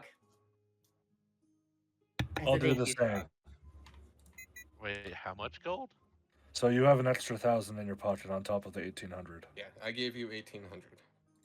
Thank you, fearless leader, for our proper paycheck. Oh, nice. I can buy shiny things with this. Can't wait. She's gonna have her shadow weave clothing turn into her normal outfit. Well, I am going to get my cart and meet you guys at the tower. Ta-ta. Right. Before you Oh, go ahead. before you head off, Cassandra, I'd like Oh, to have a yes. word. Oh. Like in Uh, front of everybody, or? Maybe when everyone leaves. Sure. Just sits back down. Glares at the Well, sun. then I'll leave. And Throg will go to the airships. Okay, Mox, I think you may have said something, did you? I think the moment is now past because he was going to ask if there was any additional details from Throg, but Throg has now go for left. it. No, that's okay. Like you can catch him as he's leaving. It's not a big deal. Yeah, he's Zaphreal not made running. Cassandra sit back down. He's taking a Cassandra sat back down. He's taking a slow stroll. Like even though he's Okay, 6 feet, you're- 16 okay. feet, Evan, tell me now, as a player, do you want to give Don the chance to ask you, or are you fucking Don? No, he can ask me. Okay, great. All right, so Wait, Throg. We just talked about that you felt like you weren't part of the group. Before we all depart, would you care to regale us with any additional details from your escapades last night? You said it was very easy, but you've given us 0 details of what happened. Well, I mean, it was pretty easy. I barely had to lift a finger. I think the guards mainly took care of most of it. Well, I thought we were dealing with some very well organized group, but they were just all idiots. Like worse than me, and that's saying something. Did these idiots have any discernible markings that we should be on the lookout for in the future? Did they? well, cracked it up to his intelligence Throg? score. Yeah, Can you like just- honestly, Throg might not even remember that. Can you just roll an intelligence check for me? Because I'm going to. Normally, I don't like to punish a player for not remembering something. I don't know. but because- He's. I mean, he's got an intelligence of 6. So really, does he remember much? Well, you pass a So perception to see it. Well, yeah, I'll- sure. But does he okay. remember it after so long? Okay, you know what? I'll say this. Throg, you do. Yeah, of course you remember. It was just last night. The emblem resembled like a half snake, half like minotaur type of creature. Yeah, there was clearly a cow head and a noodle on there or something. What are they called? Snakes, I think. It was like a cow and a snake. A Are- weird symbol, honestly, because how does a cow and a snake go together? But you know, Are who you am I to judge? absolutely sure, Throg? I mean, pretty sure it had like the cow head with the horns and the snake with the slitheriness and the fangs. Well, the short answer is it happens if they are a demon. And depending on which demon it is, this might be more than just casual thugs. I mean, obviously, at least these ones were incompetent, but Yeah, they didn't really even make it to the the place, so or at least didn't touch it. because that Oh, image is also their bag smelled really weird. Like sulfur. well, I that think. kind of pins the nail on the head of good chance it's a demon. Yeah, in my experience, it's the pretty ones you have to look out for. Well, I haven't found any yet, so I'll look out for them. But Wait, there was one. I think her name was Poison Kiss. She was pretty nice. the demon that eviscerated my village was of that exact design. Like the symbol? Well, not a fucking symbol by itself, Throg. Well, well, wait, I just meant was the symbol the same? What are you implying? That the demon that eviscerated my village had a snake-like lower body and a And a bovine. cow head? Yes, Oh, so they did specifically. look the same. What I was implying is it was correct. Thank you. Oh, Anyways, so they do look the same. so I don't know why you implied they didn't if they did. Anyways, the guard took them to the jails, I'm pretty sure, so you could go question them.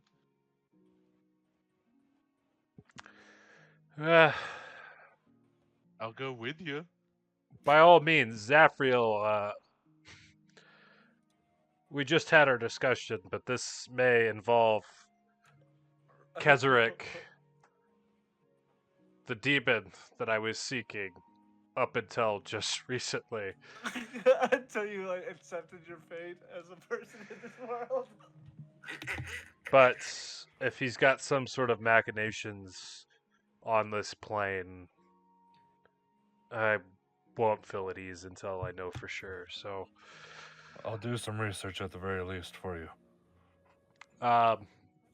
Throg, if you care to join me, someone else can christen the ship. When we get to Yoram, there's a pretty renowned Temple of Cord there. We can ask some of the disciples if they know.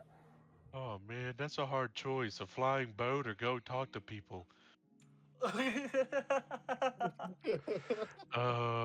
Well, more accurately, I'm assuming this is going to be interrogation, which allows you to use some intimidation if you so choose. But if you'd like to go play with the boat, that's your choice. I'll go with you. Why not? Okay, so now that Mox is sort of presenting this situation to the party, do you all want to make a decision on this as well? If you want to go, or if you want to go wait at the airship? I'm gonna talk to Zaph and then go to the airship. Okay. Mox, would you prefer to do this alone with Rog? To be honest, I don't necessarily have a preference on it. I'm hoping that this is just some other snake-like demon, but I don't believe in coincidences. I agree. I do have an expertise in religion, although I don't recall that specific symbol. I don't know if it's Well- religious in nature, to be honest. Okay. We'll be at the Oh. airship then. Don't you have the truthy power thing though? Yes. Wouldn't Zaphreal be better for this? It takes some time to activate that. Go Well, it's have not like they're fun. going anywhere. Throg, go have fun and go scare some people. Well, I do that on a daily basis, but sure.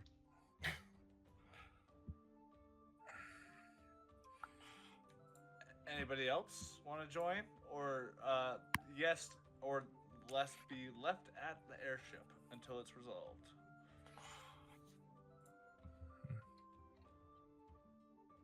Sorry, I was away and kind of missed what happened. Does he want? Is it basically whoever attacked us last night, or or think it might be from Mox's past?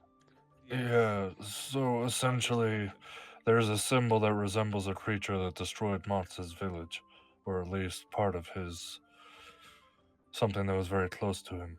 And they're going to go to verify if it's the same group, or at least the group that worships that creature. And what's the plan if it is the same group? I don't think we've gotten that far. I know what I would do. Well, I'm thinking if it is the same group, you might want more than 2 people, depending on how many people they had. Unless, I mean, Throg, if you two think you can handle it, because you said it was pretty easy. I'm not Oh. sure. Fia, Well- you specialize in espionage, don't you? Be honest between you and me, Fia, I'm not great at talking. Fia, you're more than What is welcome to join. espionage?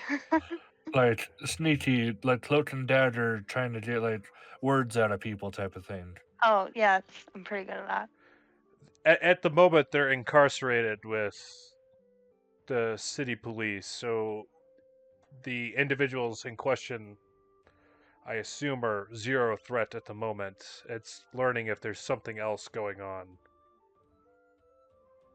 Whether it be Okay. here in Collinsburg or just on this plane in general.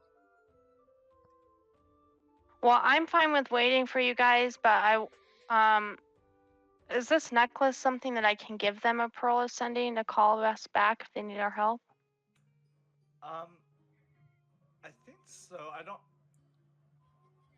think Let me it's. let me I don't check think it my require- rating notes to see if I had this written down or anything. I'm not sure if it doesn't require attunement, then yeah, by all means. And you know what? I'm making the executive decision that it doesn't require attunement. So yeah, you can give them the necklace to be able to send a thing back. I can also have knowledge and fly above you and fly back if anything happens.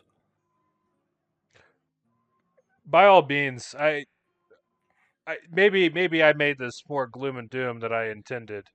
I don't foresee this being more than an hour or two, probably most of it walking to the cells and back, to be honest. Well, then we Well, can just, I can just give you a pearl of sending then, and then if it ends up being something that you guys think is worth pursuing, we can come meet you. Otherwise, we'll just wait here for you. Well, Throg and Mox, I'll summon knowledge in for you. You can just fly there. Make the journey a little bit faster. Oh, okay. Like I said, I'll keep him above if anything happens. Sounds good. Very well. Zaphreal will get up out of his chair and cast Find Steed outside of the tavern. And Knowledgerin will come down with a strike of lightning and appear. Cool. So as the party splits, you in order to get to the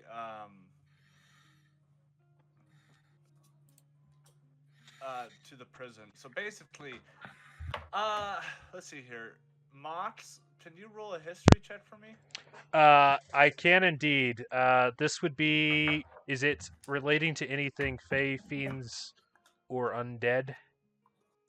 No, this is specifically in the context of the history of the prison here in Collinsburg. Okay, perfect. Uh, Would that be an advantage having a bird's eye view?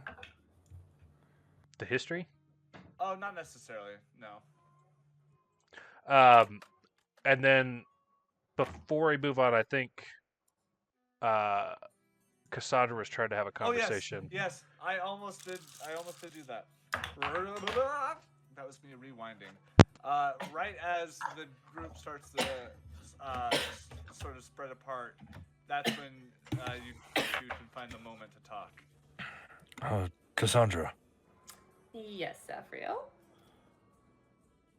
I'm not very familiar with airships, but I'd imagine that we'll be on there for at least a couple of days. Probably. It makes me shudder to say so, but you may want to find a meal before you go, or at least bring one with you. Actually, that you bring this up, I wanted to talk to you about it, my sturdy Asamir friend. Oh my god. She Oh my god.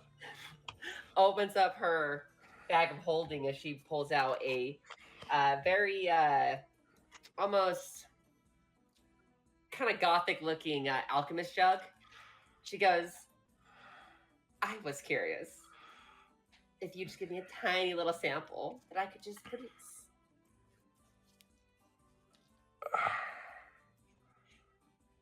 I have slight reservations against this. Morally, I've accepted you as my friend, and I'm willing to help you. However, I've been blessed as Tord's champion, and I don't know if my blood will affect you differently than any other.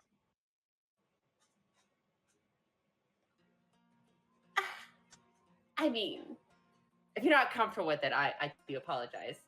But Don't challenge me. Oh. Don't challenge me. As her Oh? gloved Okay. hands kind of. Zaphreal will pull out a surgeon's knife from his medical supplies and slit a little dip out of his finger. What's it look like? What color does it look like? Is it gold? I'd imagine that it's like almost not exactly like purple like an elite from Halo 3, but like more of like a violet, like a red and purple type of color. Okay. Just with my Asmar blood, that's how my skin gets a bluish tone. She just slides the alchemist jar right underneath your hand and goes, oh, you are. I've always been curious. I will not lie. I can smell it from here, and it is divine, I guess. Literally, I was about to say as a DM, it's literally divine. Yeah. Just be careful. Will do. She does like a little salute as she kind of closes the lid, and as she closes it, she twists it so it makes like a little click, and she drags her gloved finger on the side as the side kind of glows blood red as the two. It's like basically like it's the two sides of it have glass viewing as your blood just instantly fills the entire alchemist jug. Zaphreal will just be munching on like a cheese Danish or something. Okay. Like just from the breakfast or something. Just for clarity, I didn't realize an alchemy jug could be used for this type of thing, and if it can't, I'm just allowing it because that's super clever. However, I am going to make one slight little thing in there. It doesn't necessarily change. Okay. Like for example, it's the difference between having a canned beer and having a beer on draft. You know what I mean? There's a difference in delivery. Mhm. But you know what? Until until the meantime, I want to flirt with this idea. I don't know if it will work in the future. So, if you agree to potentially have it removed, I like the idea of like, as long as you are like drinking Zaphreal's blood with an asterisk, like maybe you won't be punished so much so by the sunlight and its deadly rays. You know what I'm saying? This one's got some head. Oh, Yeah. I am absolutely down to try Okay. it, and if it doesn't work, it doesn't work. Okay, cool. Well, then we'll just say that mechanically is what will be giving you a little buff as far as drinking. So I can go into the sun, basically. Yeah, for sure. Like, we'll say like narratively, it's still uncomfortable. Like, you prefer to not be in the sun, but we'll say that it doesn't give you disadvantage on like checks and all that crap. She's gonna undo the jug as she takes a small sip before like her eyes widen as she like takes a much bigger chug, and you just hear it too, like before she puts it down, and she has that violet red colored mustache on the top of her lips. And then Great. Marie, are you now having a couple of days to relax, having a bed and food? Are you doing okay? Yes, and actually, and she kind of like flips some of the hair that's covering her eyes in that moment. I've never felt more like safe. Ever since yesterday, I felt more at ease. The only thing I would like to say, and I don't want to be a hindrance, so please don't let me affect it. But like, I am nervous going back to Urim. If you think we can get myself through the city without like me being recognized, I think that might be best.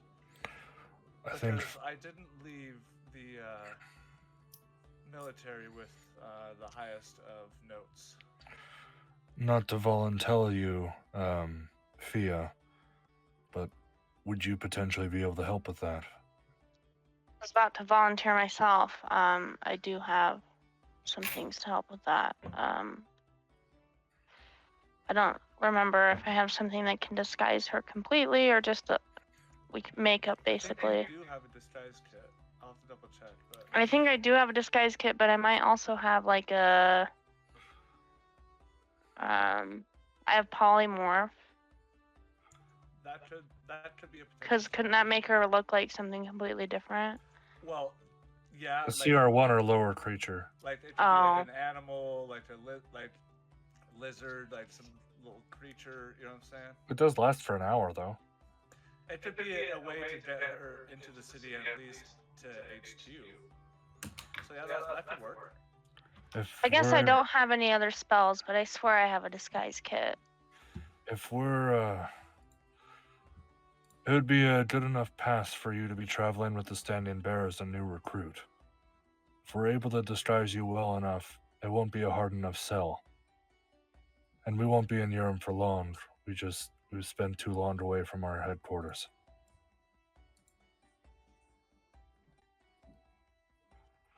She just like, excuse me. She just looks up at you and like genuinely feels like very like welcomed, because she wasn't sure how she would have been received, and just to see how quick to action with the ideas of how to get around this. She's whatever you guys are able to pull off, she is already 100% about. When we're having group discussions like this at the table, although you're new to this group and whether temporary or not for your own choice, you have just as much say as everyone else does. She just gives you a very politeful nod and kind of goes back to her meal, because out of everybody here, she was like the one eating the slowest. And Zaphreal will just wait around to walk to the airship with the rest of the group. Cool. So, just to clarify, who's going to the prison? I'm going to the. I'm getting my wagon and going to the tower. Okay. So we have tower crew going. So I know Throg is going. Thea, did you say you were going to go, or did you change your mind? Is that back to Urim? Well, it will this is just a small little pit stop thing that we're doing as far as like following up on the criminals of the attempted bombing. Well, the last thing I had a plan to do was to wait back here to hear Okay. back from them Gotcha. on if. Oh, that's right, because you gave him the necklace. That's my bad. Yeah. Okay. Well, we'll just move forward then. To have Knowledgerin be carrying both Mhox and Throg, he's pretty like tapped out. Like he's still able to fly, but we'll say like he's like maybe half as fast right now, but just because of Throg's size. However, what was that history check that I called for, Mhox? A 19. Perfect. So as you are flying, you can notice that in the military district, there is quite a lot of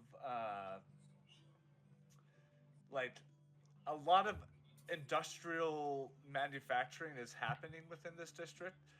You can see a lot of the output from the various types of factories and whatnot is producing a significant amount of smog. But just past that, beyond the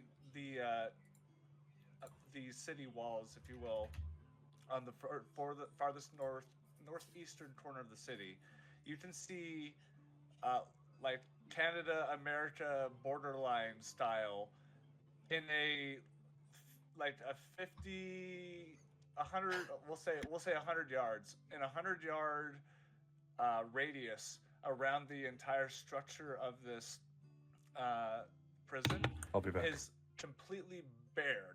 All the trees have been cut, all the shrubbery has been removed, whatever ground has been leveled, so that like any attempt to sort of get out of this structure, which is hard in and of itself, you have to get past the fact that you have to run wide in the open. This structure, Mhox, is referred to as the Obsidian Oubliette.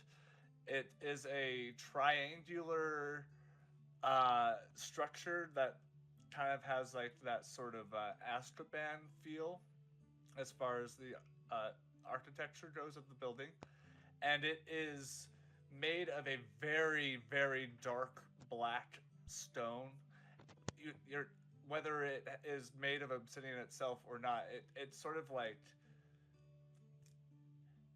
the lack of light that is bouncing back off of it sort of disorienting to look at, I guess. But we'll say in a small amount of time, you are able to approach the structure, and though it's not typical for citizens to enter the prison, it's not necessarily uncommon. So getting into the place itself isn't a matter of negotiation. However, we'll say upon arriving, everything here is like extremely like manicured in such a way that like you imagine like there are not a lot of mistakes that are happening with all these sort of like bureaucratical papers and things going to and fro. You are pointed to the direction of a we'll call like a receptionist for the lack of a better word. And once you have her attention, she has a very like tight-fitted uniform that's tucked and pressed appropriately. She has red hair, a human female, maybe in her like late 30s, and you have her attention. Good morning. Throg and I were hoping that we may be able to talk to the criminals that were apprehended last night. Throg assisted with the apprehension, and we just wanted to have some words with them in relation to a symbol that they were wearing to see if it might be related to a larger group than just the individuals that were brought into custody last night. Um, she maintains a very professional way about her, but then she cracks for just a moment. She goes, "Wait, are you like the boulder?" As she like does these like big old air quotes, and she says, Jessica, it's the guy, I think." And another receptionist who is at a desk like maybe 30 feet down runs over, and it's a very similar looking human female, but with darker hair that's a bit longer. Oh my god! Oh my god! It is. And they just start kind of like sharing this gossip about how this like basically how you were just like standing outside for the rest of the day into the night, and were able to act on the apprehension. Um, so upon hearing your request, Mox, uh, they are able to get you into basically what's like a holding cell until these guys have been officially charged, so to speak. This is will be contained, and uh, it's like classic TV sitcom style. The whole half of the room is like a jail cell with the bars and shit. You know what I mean? Um, it's a little more cruel, so to speak, because there's no such thing as like a bench or anything to be able to lean on other than the ground itself, which you can find some tattered bedrolls strewn about with a sort of chamber pot in the other end of the room. Uh, and at the moment, it's just the we'll say, how many did I say it was? Seven. Seven of the individuals here in the room. They all are wearing a basic, like clothing as far as like their threads are concerned, and they all appear to be human except for one of the individuals is a dwarf, and they just kind of all look at you, simultaneously as you kind of enter the room. One of the officers that escorted you in here just sort of says, "Okay, so I'm not gonna sit in here and babysit y'all. Don't just keep it real." And he like looks over to you, Throg, mostly, and then back to Mox. "I don't want to have to come back in here. Capiche?" And I he kind don't of do gives you a nothing. head nod. And I'm just going to be right outside there. And he just leaves the room and slams the large iron door behind him. And you have your moment in here with these criminals. Cool. As we're walking up into the cells here, Mox would make a comment over to Throg. It appears bringing or having you come with me proved very beneficial. I don't think we were going to get in with how much bureaucracy this place runs off of if they didn't think you were a celebrity. Yep, apparently I'm the boulder. That does sound like a pretty solid stage name. Yeah, I kind of like it. As we get up to the actual bars, Mox would address them. I was wondering if you guys would care to share who it is you all serve. They all just looked up to you. Do you have any sort of like regalia on yourself depicting of your status within the um what's it called? No, the Blood Hunter Guild. What's it The called? only thing that would designate that he's part of the Order of the Ghost Slayer is his Blood Fury tattoo, but that's so high up in the order that I don't know if anybody not familiar with the order would know that the standing know. bear tattoo that he has on Gotcha. is specifically tied to that. Okay.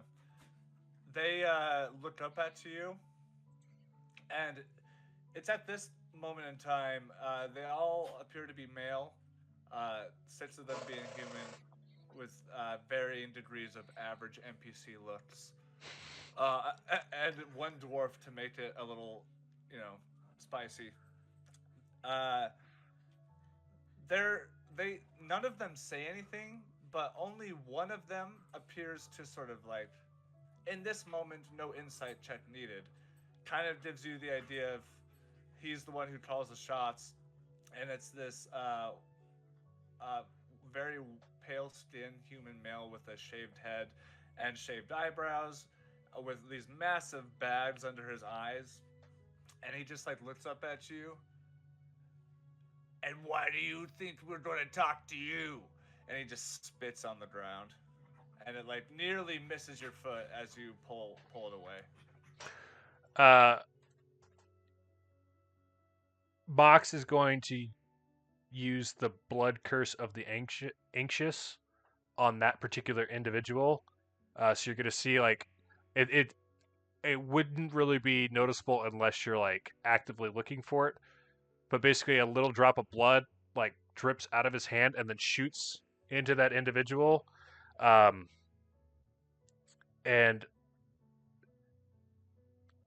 What any happens? intimidation checks against him are at advantage. Oh, okay. So at the moment that your curse takes an effect, you can see, though his demeanor doesn't fluctuate that much, his posture has shrunken in a sort of like subconscious way to like defend oneself. Well, without getting overly involved, I assumed that based off of how easily my friend Throg here handled you all, you'd be more inclined to fill us in.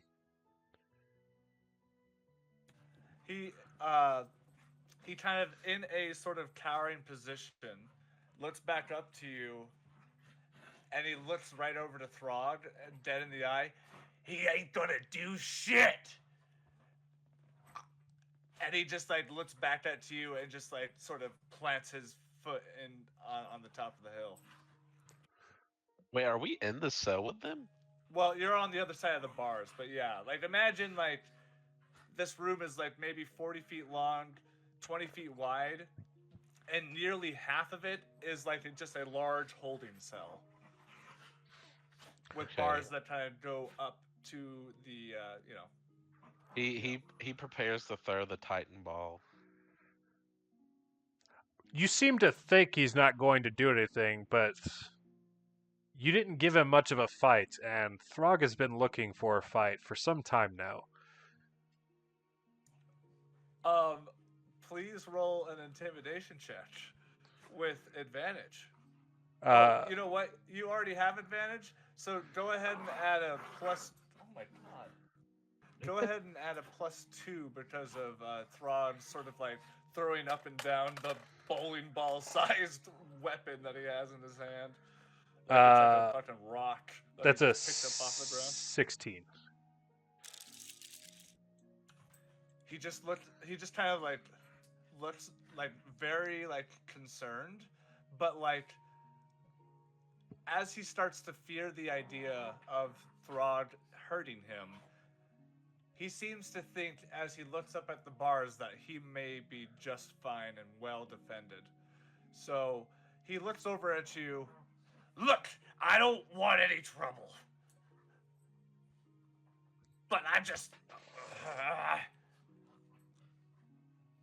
you know what? Fuck you. No. I'd like to destroy the bars. Okay, so do you just want to like fucking like Yeah. just like fucking He's pry gonna it throw open? he's gonna throw the Titan ball through them, or like into them. I will say like it is just small enough that like like it wouldn't be able to like go through without it like But dent really him in? compromising. Yeah. Like Oh, that's would- fine. I want to hit the bars with it. Sure. Okay. Yeah. Okay. Go ahead and roll for an attack. Specifically the door. Oh wait, don't you do some like fucking? I do double damage to. Siege weapon. I forgot Yeah. about the siege part. Everything I just said to you, Evan, was a lie. Just go ahead to roll and then roll for damage, and we'll see what happens. 18 to hit. Yep, it's a wall. Please roll damage. Hey, max damage. Ah. 40 damage.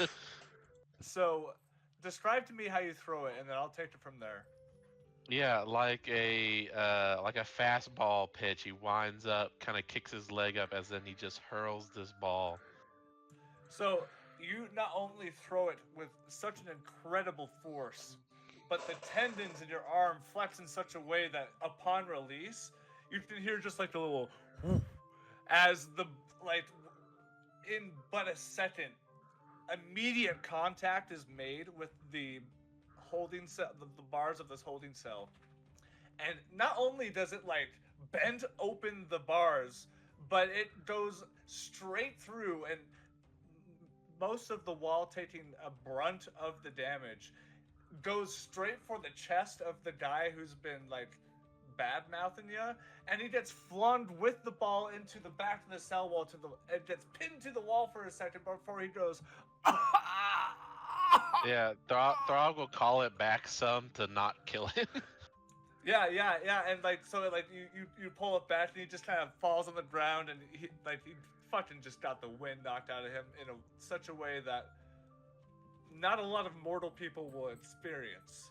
And like you can see that like the other individuals in the cell are just like cowering. Like now that you literally see like almost a perfect shape of the cannonball through the bars. Like you can tell where it went through. Yeah, he sticks his like head up to the hole. No, I'd recommend you speak. He looks up and like crawls like 3 feet forward before losing the strength. Attempts to sit back up, but has to sort of like kind of be on all fours as he looks up at you, Mhox. What do you want from me? Fuck! Well, I kind of just wanted information, and kind of before this, you'll see that Mhox kind of like not displaying it, but you can kind of see like his lips pursed a little bit because he was trying to go like good cop, bad cop, where like he's using Throg for intimidation, but he didn't realize like Throg was gonna go like bad cop. So like he's got the desired effect, but like he's waiting for the officers to come back in and complain about the broken ass fucking cell. In fact, right as you're like considering that, you just hear the door open. The officer doesn't even like stick his head in. He's like, "Hey, we all good in there?" Yes. Yeah, we're good. Good. And he slams the door. I was mostly just looking for information. Specifically, we'll go down the line. We'll start with who do you serve, or more accurately, maybe worship would be the proper course of action as far as phrasing. We noticed a particular emblem on your cloaks that we were wanting to divine on what it pertained to. He looks up at you. Now getting some more breath to him, he's able to sort of sit with a crisscrossed feet, legs, and whatnot. And he says, "Look, Putty, I don't worship anybody. This guy, it was just a one and cut sort of deal, right? We just kind of do some things, disturb the peace, and we get rewarded. That's it. You know, I don't even really like the guy, but like if it wasn't everything he gave me so far, I'd probably be somewhere questionably worse," as he realizes he is in one of the most famous prisons inside the Urim Empire. Well, that's delightfully insightful. Can you give me more than just some guy? I was looking for a name. You know, he doesn't necessarily like it to be called by his name, but you know, around his parts, he's Kezerex, I'm pretty sure is the name.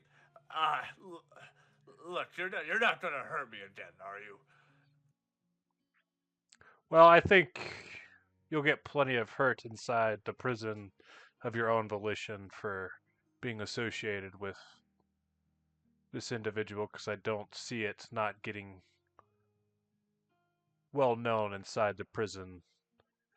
Whether or not you realized who this individual is, because you referred to them as just a guy, I assume they took some other form than their actual demonic persona. Look, buddy, I may not do the whole god thing, but I'm not fucking with no demons. Well, you did, and you made a massive mistake, and it looks like you're going to pay for it. Where did Three you of the normally other- do these dealings with? What? What was your question? Where do you normally do these dealings? Or where was the place that you met and were assigned to do this task? He seems hesitant to share the information. Dog readies the ball again. Okay. Look, it's a real nondescript area. You know, it's just in the town, just south here, Drar. There's a small sort of like mining operation with I guess a small tea house. I don't know. Look, that's just where we meet. But it's not all the time. It's only when he kind of needs us. And he's not going to be happy that we didn't blow that shit up. So thanks for that, as he looks over at Throg. You're welcome.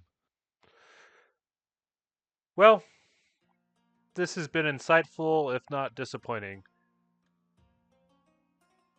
Wait, so you're not going to help us get out of here? Why would we help you get out of here? You just did the bidding of a demon. I'm pretty sure you're exactly where you deserve to be. 3 of the guys now start weeping silently, realizing what their fate is. You'll kind of you'll very quietly you'll hear Xehtom like turn and go to Throg. Was this more fun than going to the ship? I mean, I think it's kind of sad they're crying,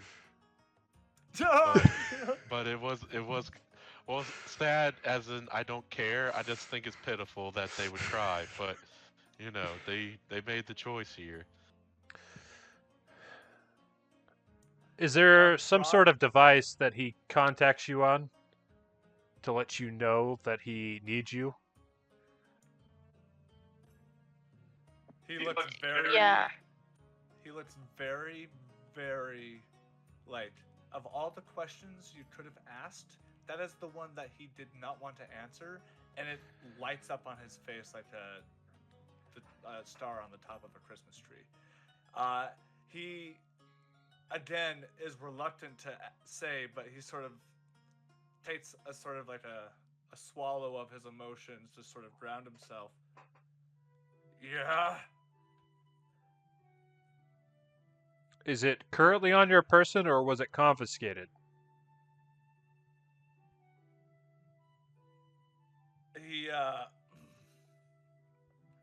He pulls out the black earring that he is wearing. It's like just like a stud, but it sort of is like, you know, not really polished. This this is how he talks to us. We all have them. It's not going to be a great thing. Actually, maybe it's best he can't talk to me. Maybe you should take this. Thank you. So about the whole helping us out of here, do you think maybe now that I gave you that you'd be willing to maybe consider, helping me? At least, Maybe. The best I plan on doing, unless you've got something different, Throg, is informing them that you gave us information on a greater threat than you guys are, and seeing if they lessen the sentence. But as far as like actual escape, you're gonna need some better wits than you've had at this point. Throg, it might be best to sort of bend the bars back into place because not all of them, but at least one or two of these people could definitely fit out of the bars with the space given from the cannonball. So if you wouldn't mind. Yeah, he'll bend them back in place. Yeah, and I'm not even going to have you like roll a strength check. This is just like some classic Popeye shit. You just like sort of bend the bars back into place. In fact, you almost get it perfectly back in alignment. Okay, so for the sake of brevity, we'll say the proper information that you guys have learned from the perps is passed on to the individuals that would most likely be able to take that and run with it. And unless if there's anything to be said, we can meet back up at the airship. Cool beans.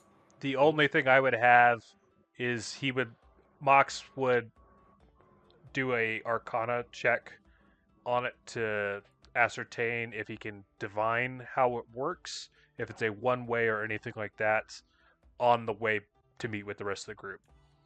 Sure, yeah. Make an Arcana check for me. And I'm going to roll at advantage since it's related to fiends. Okay, sure. It's a 22. Nice. Yeah, this is outside of like knowing exactly what this item does, because it's you're not necessarily casting the identify spell. It is, however, pretty easy to see that like this is like a one-way communication type thing, and you're unsure if it's audible or if you hear it in your mind, but you can clearly ascertain that this is like a one-way communication device.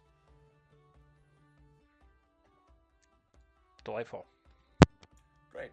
So, as we go back up into the airship, I think a change of pace of music here is appropriate. Maybe Yes. something up on the highs. I don't know what that means. Something in the clouds. Hey DM, question for you. Yes. So Don and Tuck brought something up in the voice chat, and we're curious.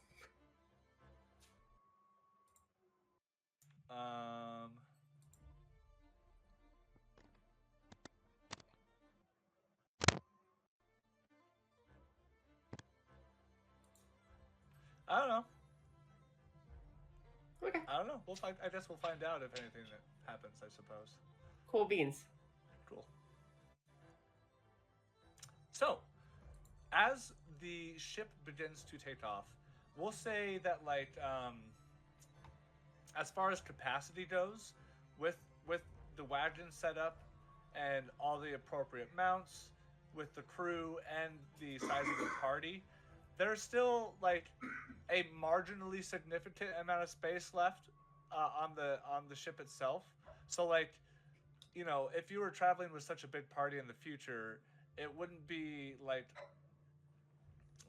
totally out of the ballpark of being able to do that and travel marginally lightly, just to kind of give you an idea of how sailing about would go if you're looting shit and keeping it in your ship or whatever. Anyways, let me pull up the map real quick. Oh, I'm so excited for this airship. We should get like a bear logo on, like carved on the front of it. That'd be cool. Dude, right? Hold on, let me see if I can find a picture.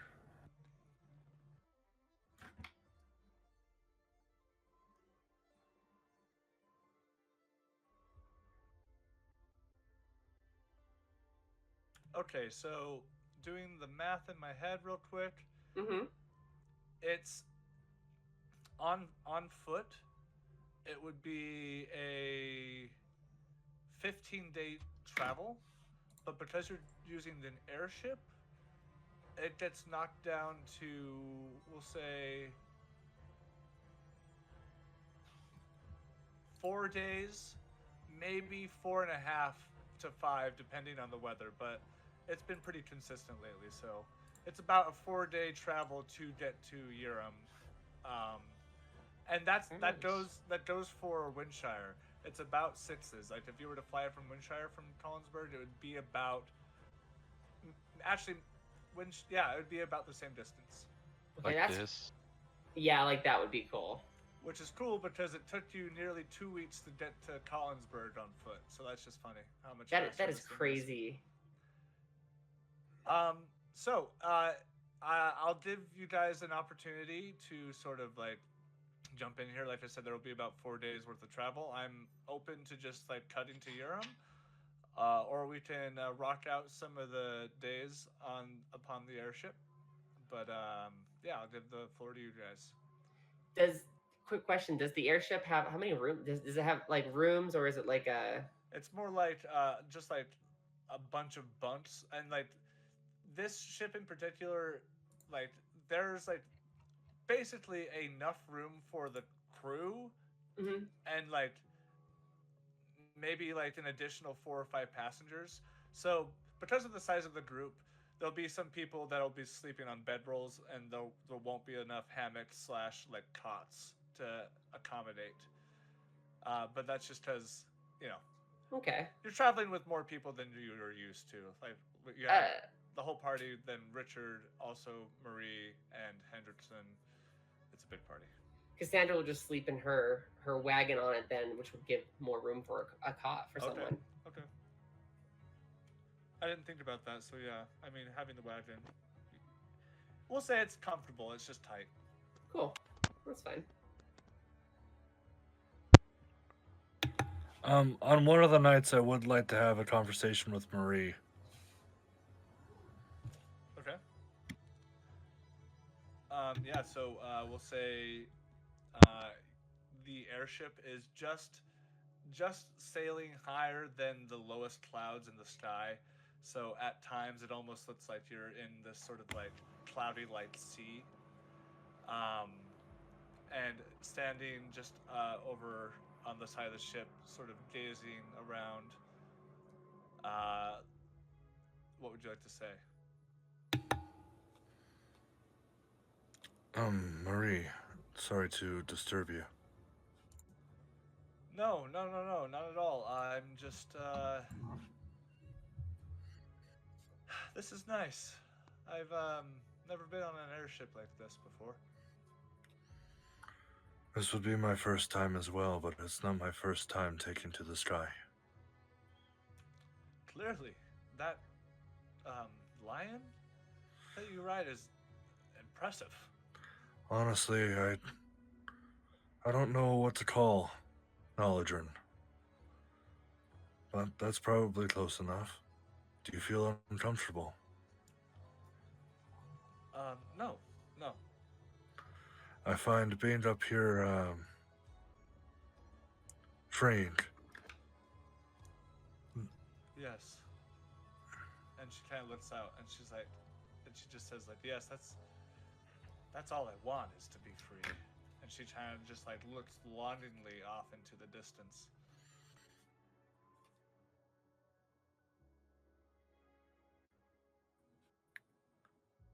I don't want to say that I can relate to what you're going through. But I have spent a period of my life feeling lost.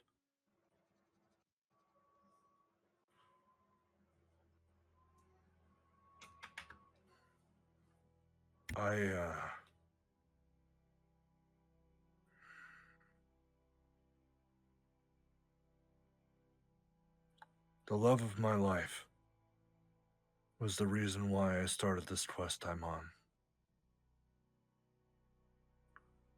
She gave me the world. We traveled the celestial plane, keeping the peace, coming over to the prime material plane to try to provide some level of peace that we felt in the celestial plane. And it's almost ironic.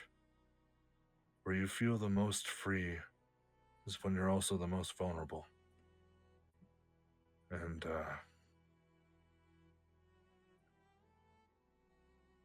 she was with child and was lost because of Radagast's curse. When we met the first time, I had a lot of pent-up anger and emotion that I was so close to attaining my goal, and you were in my path.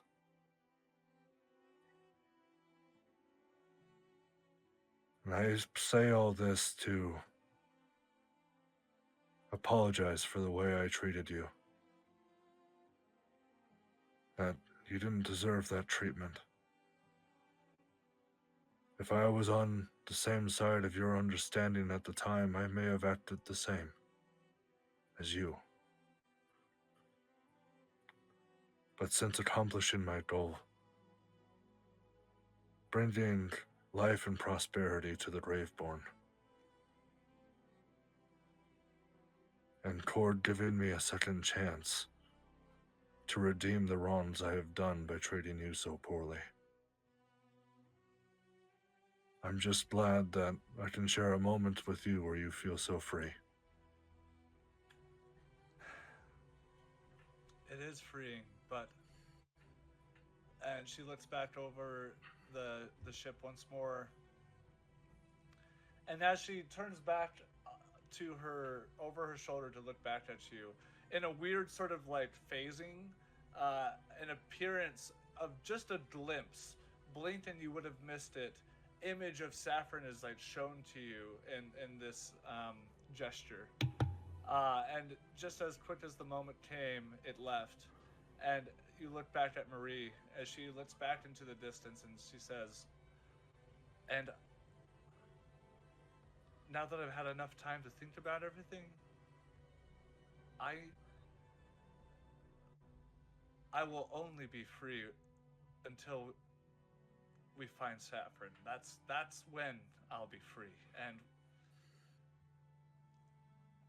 I feel like we're already on the right path.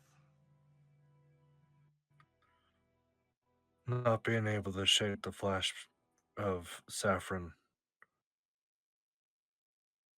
still looking in the distance on the nighttime horizon, Zaphreal feels conflicted and cuts the conversation short. I hope you have a great night, Marie. You too, Zaphreal. And she gives you like a little head nod with a little quaint smile.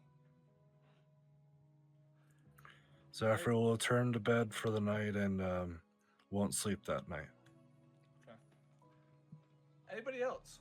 Do you want to have some last words on this flight to Urim? Because I'm thinking when we get to Urim is when we'll close off. Yeah, I'd like to learn how to operate this flying machine. Oh, would you? Oh. Okay. So I'll say Yes, DM, I would. I would like a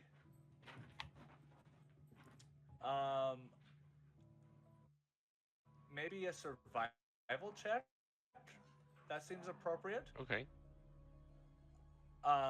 and we'll say over the course of the 4 days, you'll specifically take your time to like learn some of the basic, you know, things that you're having to stay on top of as far as like the rope management and all this other junk, and you try your best to learn the jargon. But what's your role? 24. 24. Okay, we'll say that like by the end of the trip, uh, you wouldn't necessarily know how to pilot a airship. However, you do have a basic understanding of how to run the deck and things associated in that sort of manner. All right, he'll continue to learn. Perfect. Anybody else? Mox would have filled in the party before we took off of everything that went down in the prison. Okay. So they would all be aware of it was indeed Keswick, and that he currently has a device that Keswick uses to communicate with the instigators. As far as what to do from here, he's basically just doing a waiting game.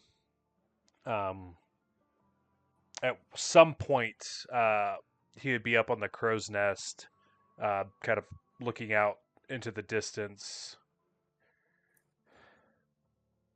Agima and Theobald, I know I've accepted that there's no point that ending Keswick will ever bring you back or bring me peace, but this isn't something that I can, or someone that I can just let exist on this plane of existence. The implications, what he did to our tribe, what he could do to someone else.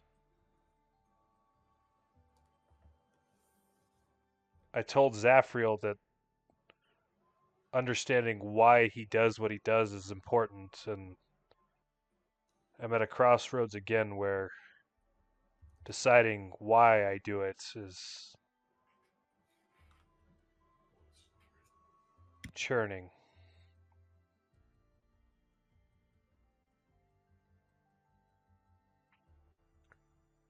And then he would just continue to kind of like stare off into the distance.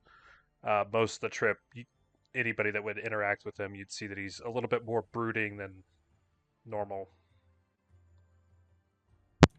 I have one question. Do you put on the earring?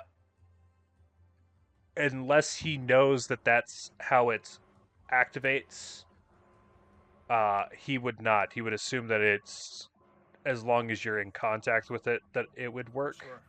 Sure. Okay. Um. So that we have Fia, Endless, and Cassandra. Did you guys want to have a little thing? I mean, I'm down the role play if anyone wants to role play with Cassandra. Yeah, I will. No? She'll be like, I say right now she's like in her wagon, like eyeing the alchemist jug with the Aslamir blood in it, with like her chin on the table, with her arms kind of like folded, just kind of eyeing it, thinking of what it's going to taste like and everything. Cassandra, Zaphreal. Hi. have you felt any negative effects? I worry that my blood has tainted you in some way. Well, good time to find out now, huh? As she like undoes the lid and takes this moment to just take a big gulp. It is like nothing you've ever had. Like again, it would be better if it was right off the draft, like right from the jugular. But yeah, this blood is something else. She like kind of like slams her fist Yeah. on the table, maybe a little too hard as the wood kind of like makes a kind of splintering noise. As a little piece comes dripping from her lips, she goes, "That is the most delicious thing I think I have ever tasted." Cassandra, that worries me more than if it were to have negative effects. Oh, I can keep my urges in check. I mean not to jest. Cassandra,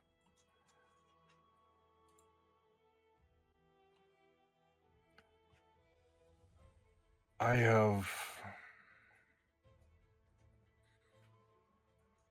have some conditions if you're going to continue to take my blood. I am willing to listen for something as flavorful and full as that. I respect your devotion to the Raven Queen, and I believe that though my preconceptions beforehand may have been misguided, that ultimately that you are doing good. However, if you wish to continue to drink my blood that has been blessed by Cord, you must worship him. Oh. Well, as she just shoves the alchemist jug off the side of the ship. Wait, what? I'm not saying to lose all devotion to the Raven Queen, but I will not continue to supply you with something that has been blessed. Then don't. And never ask me to worship another god, Zaphreal. I understand. Get out. High tension. Wow. If you really want to do it, Cassandra, you can, but you don't have to throw your alchemy jug off the ship if you don't want. I can just make another one. Okay, all right. Then I guess it doesn't matter. Can Engless have a moment with Cassandra directly after this moment? Like Zaphreal leaves and he's just like, "Well," and just waltzes in. Sure. Not the time, Engless. Oh, you're in one of your moods again. As he just sits down and puts his shoulders on the table and puts his hand in his fist and stares at you, wide-eyed. She has like the biggest fucking like angry frown, and her eyes are like squinting at you as they glow from the shadows of the within like the dimly lit wagon.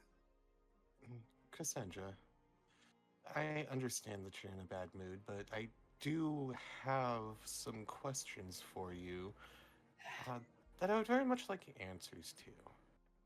What, Engless, darling? What? As she crosses her arms and folds her legs and just leans back in her chair. Now, when we were younger and I was with you and your family, you were not all, right? Not all what, Engless? Like chompy. Undead? Yes, Engless.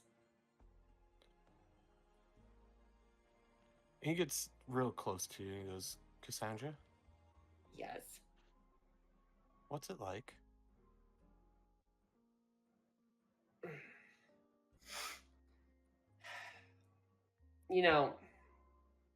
I can't. And she kind of like flexes her jaw a little bit. I guess I was kind of thrown into it kind of unabruptly and without guidance. Kind of like when a mother bird kicks its young from the nest of a raging river. But it is its own thing. Don't get me wrong. You love it. You can't help but not love it. You're stronger, you're faster, your senses are wild, and blood is. Think of your favorite meal and times it by 100. But then you have that gnawing sensation in your gut. It always keeps reminding you need to feed and feed. But once you get through all those little hinges and bumps with yourself and truly come to God, you can handle yourself. I can't say that I don't love it, Engless. It's attached to quite heavy weight, but I do feel free. And I feel like I can do a lot of good with what I am for a very long time. Mm-hmm. Mm-hmm. Do you miss being human? She kind of looks down. Her glowing bright blue eyes.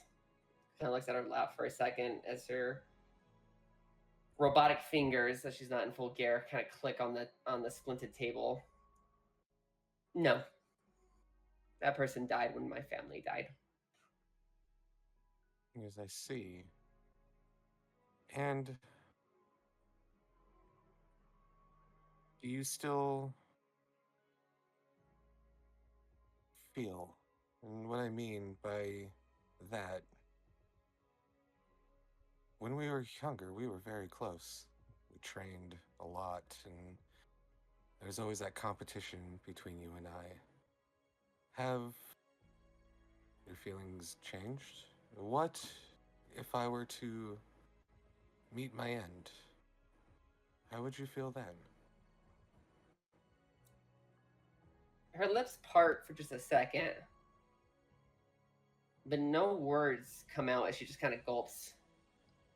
As she looks to the side, I'd be sad, Engless. And I would kill the person who did it, even if it was they killed you for a good reason. He laughs at this and he says, "It's good to know that you're still in there, despite everything." And he gets up and walks over and puts a hand on his shoulder. Cassandra, if there's one thing that I've learned about being with my companions for as long as I have, all of us may believe in different things. All of us may have our own virtues, morals, ideologies. But if there's anything that I've saw out of all of that, is we've always been able to put that aside and care for one another in our own way. And just remember that for as long as you are with us, you will get that same care, regardless if you don't agree with any of our morals, virtues, or views. She kind of like, her eyes kind of roll. I don't know if you need a roll perception check, but if so, there is definitely tears kind of building up in those eyes. You guys are close enough as friends. I don't think it's needed. I think you can tell. It's not about morals. I have your back, Engless. Yours and Fia's and the group, they are trustworthy in a fight and seem like good people, even if some may have crossed the line. But that makes no change. I have everyone's back here, Engless. And her cheek's a little flustered as she kind of like scratches it with her robotic index finger. I'm a good person, Engless, who has been dragged through hell and then some. But I am the vampiric knight of the Raven Queen Mother. No matter what, my sword is hers, and my camaraderie is your guys's. I just ask for one thing, Engless. I just ask for one thing. And what is that, Cassandra? When we find the son of a bitch that killed my family, tortured me, and turned me into a monster of his own kind, when we do fight him, all I ask is when he is close to death, you let me handle it at that point. That the standing bear lets me handle it at that point. For his life is mine. You feel Engless kind of give just like a slight, like, comforting squeeze to your shoulder as he lets go. And he turns towards the door. As he gets to the threshold, he turns and he says, "I promise you, that right will be yours. Just one thing I want you to keep in mind, a little parting of wisdom. What may be crossing the line for one is walking the line for the other. And if you look past that line crossed, you'll see we all want the same thing." And he just turns and exits your little room. She just kind of stares at you as you walk away, the shadows going past her eyes, just a little bit past her nose. And she just stares at you from the shadows. Fia, was there any sort of like conversations you'd like to have on the length of the trip? Not necessarily. I guess I'll just say I was like reading in the common areas, and I caught on to Cassandra having a few visitors and like maybe being having something going on. So the next day I just checked in with her to see, like, doesn't have to be a long conversation, but I just want to make sure she's okay. So I stopped in and Cassandra, I saw you had a few visitors yesterday. I just want to make sure everything's good. I think you may have seemed upset after Zaphreal left. She's like sitting in her bed, kind of like with a pillow in her, like between her knees and chest, as she's like got bed head. Her arm is detached as her left arm is just kind of hugging the pillow. She's just looking at it, her eyes glowing from how dimly lit it is. I am fine. Just two devout spirits clashing for a second is all. But it's nice of you to come visit me, Fia. Yeah, I don't know. Maybe I was eavesdropping, but do you still need like something to eat? Do you like need all of us to contribute, like do a blood bank again? Fia, yeah. That was no. You are. I am. I actually just fed last night anyway, so. But I am okay. I will take that later. Absolutely, that is very, very kind of you to offer that, Fia. I honestly. I mean, I just should even have throw the alchemist jug away. That was my emotions getting the better of me. Is her head like she looks kind of crazy, Yeah, rolling her eyes. Yeah. I should build another one, and if you're just willing to spare some, I could make more. That way I don't have to put any of you through the process of living it on a more pure vein. So, does the alchemist jug make it so one drop like makes it internally or whatever? Yes. I mean, it's not. You know when you have like a very crisp, cold drink in the summer when it's really hot? Yeah. That's what it tastes like every time I drink it from the tap. And she kind of looks at your arm. The alchemist jug, yeah. I mean, it's good. It's great. You know, it's a little more mild though. Like some sitting water that's like lukewarm on a hot summer day. Well, of course, it's not going to be as good, unfortunately. I don't know. I'm sorry. It's okay, Fia. We'll wait till we find some bandits, and I don't know, maybe I'll make myself a straw. So I don't always have to like pick up a dead body and then bite it. That's just weird. It's like one of those filter straws like survivalists will buy. You know what I'm saying? Right, she just plucks it in the wound they're stabbed in. I'll have to say that does seem more you than getting your lips dirty and bloody.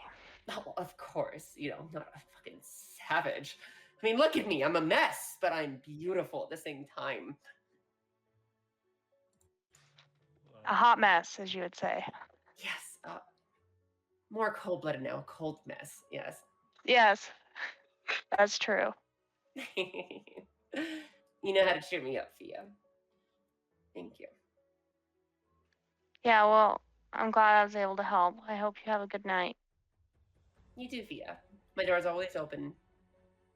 I'll try to come out when I can. Same goes to you.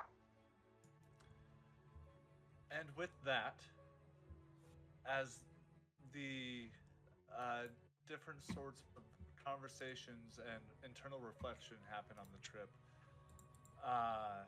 the camera will stop traveling with the ship, watching it sail off into the distance. And of course, it's a full moon. The other moon isn't full though because of, I guess, space. So it's like only like a crescent. But it's a beautiful sight to see on this like cloudy like sea that you're traveling in.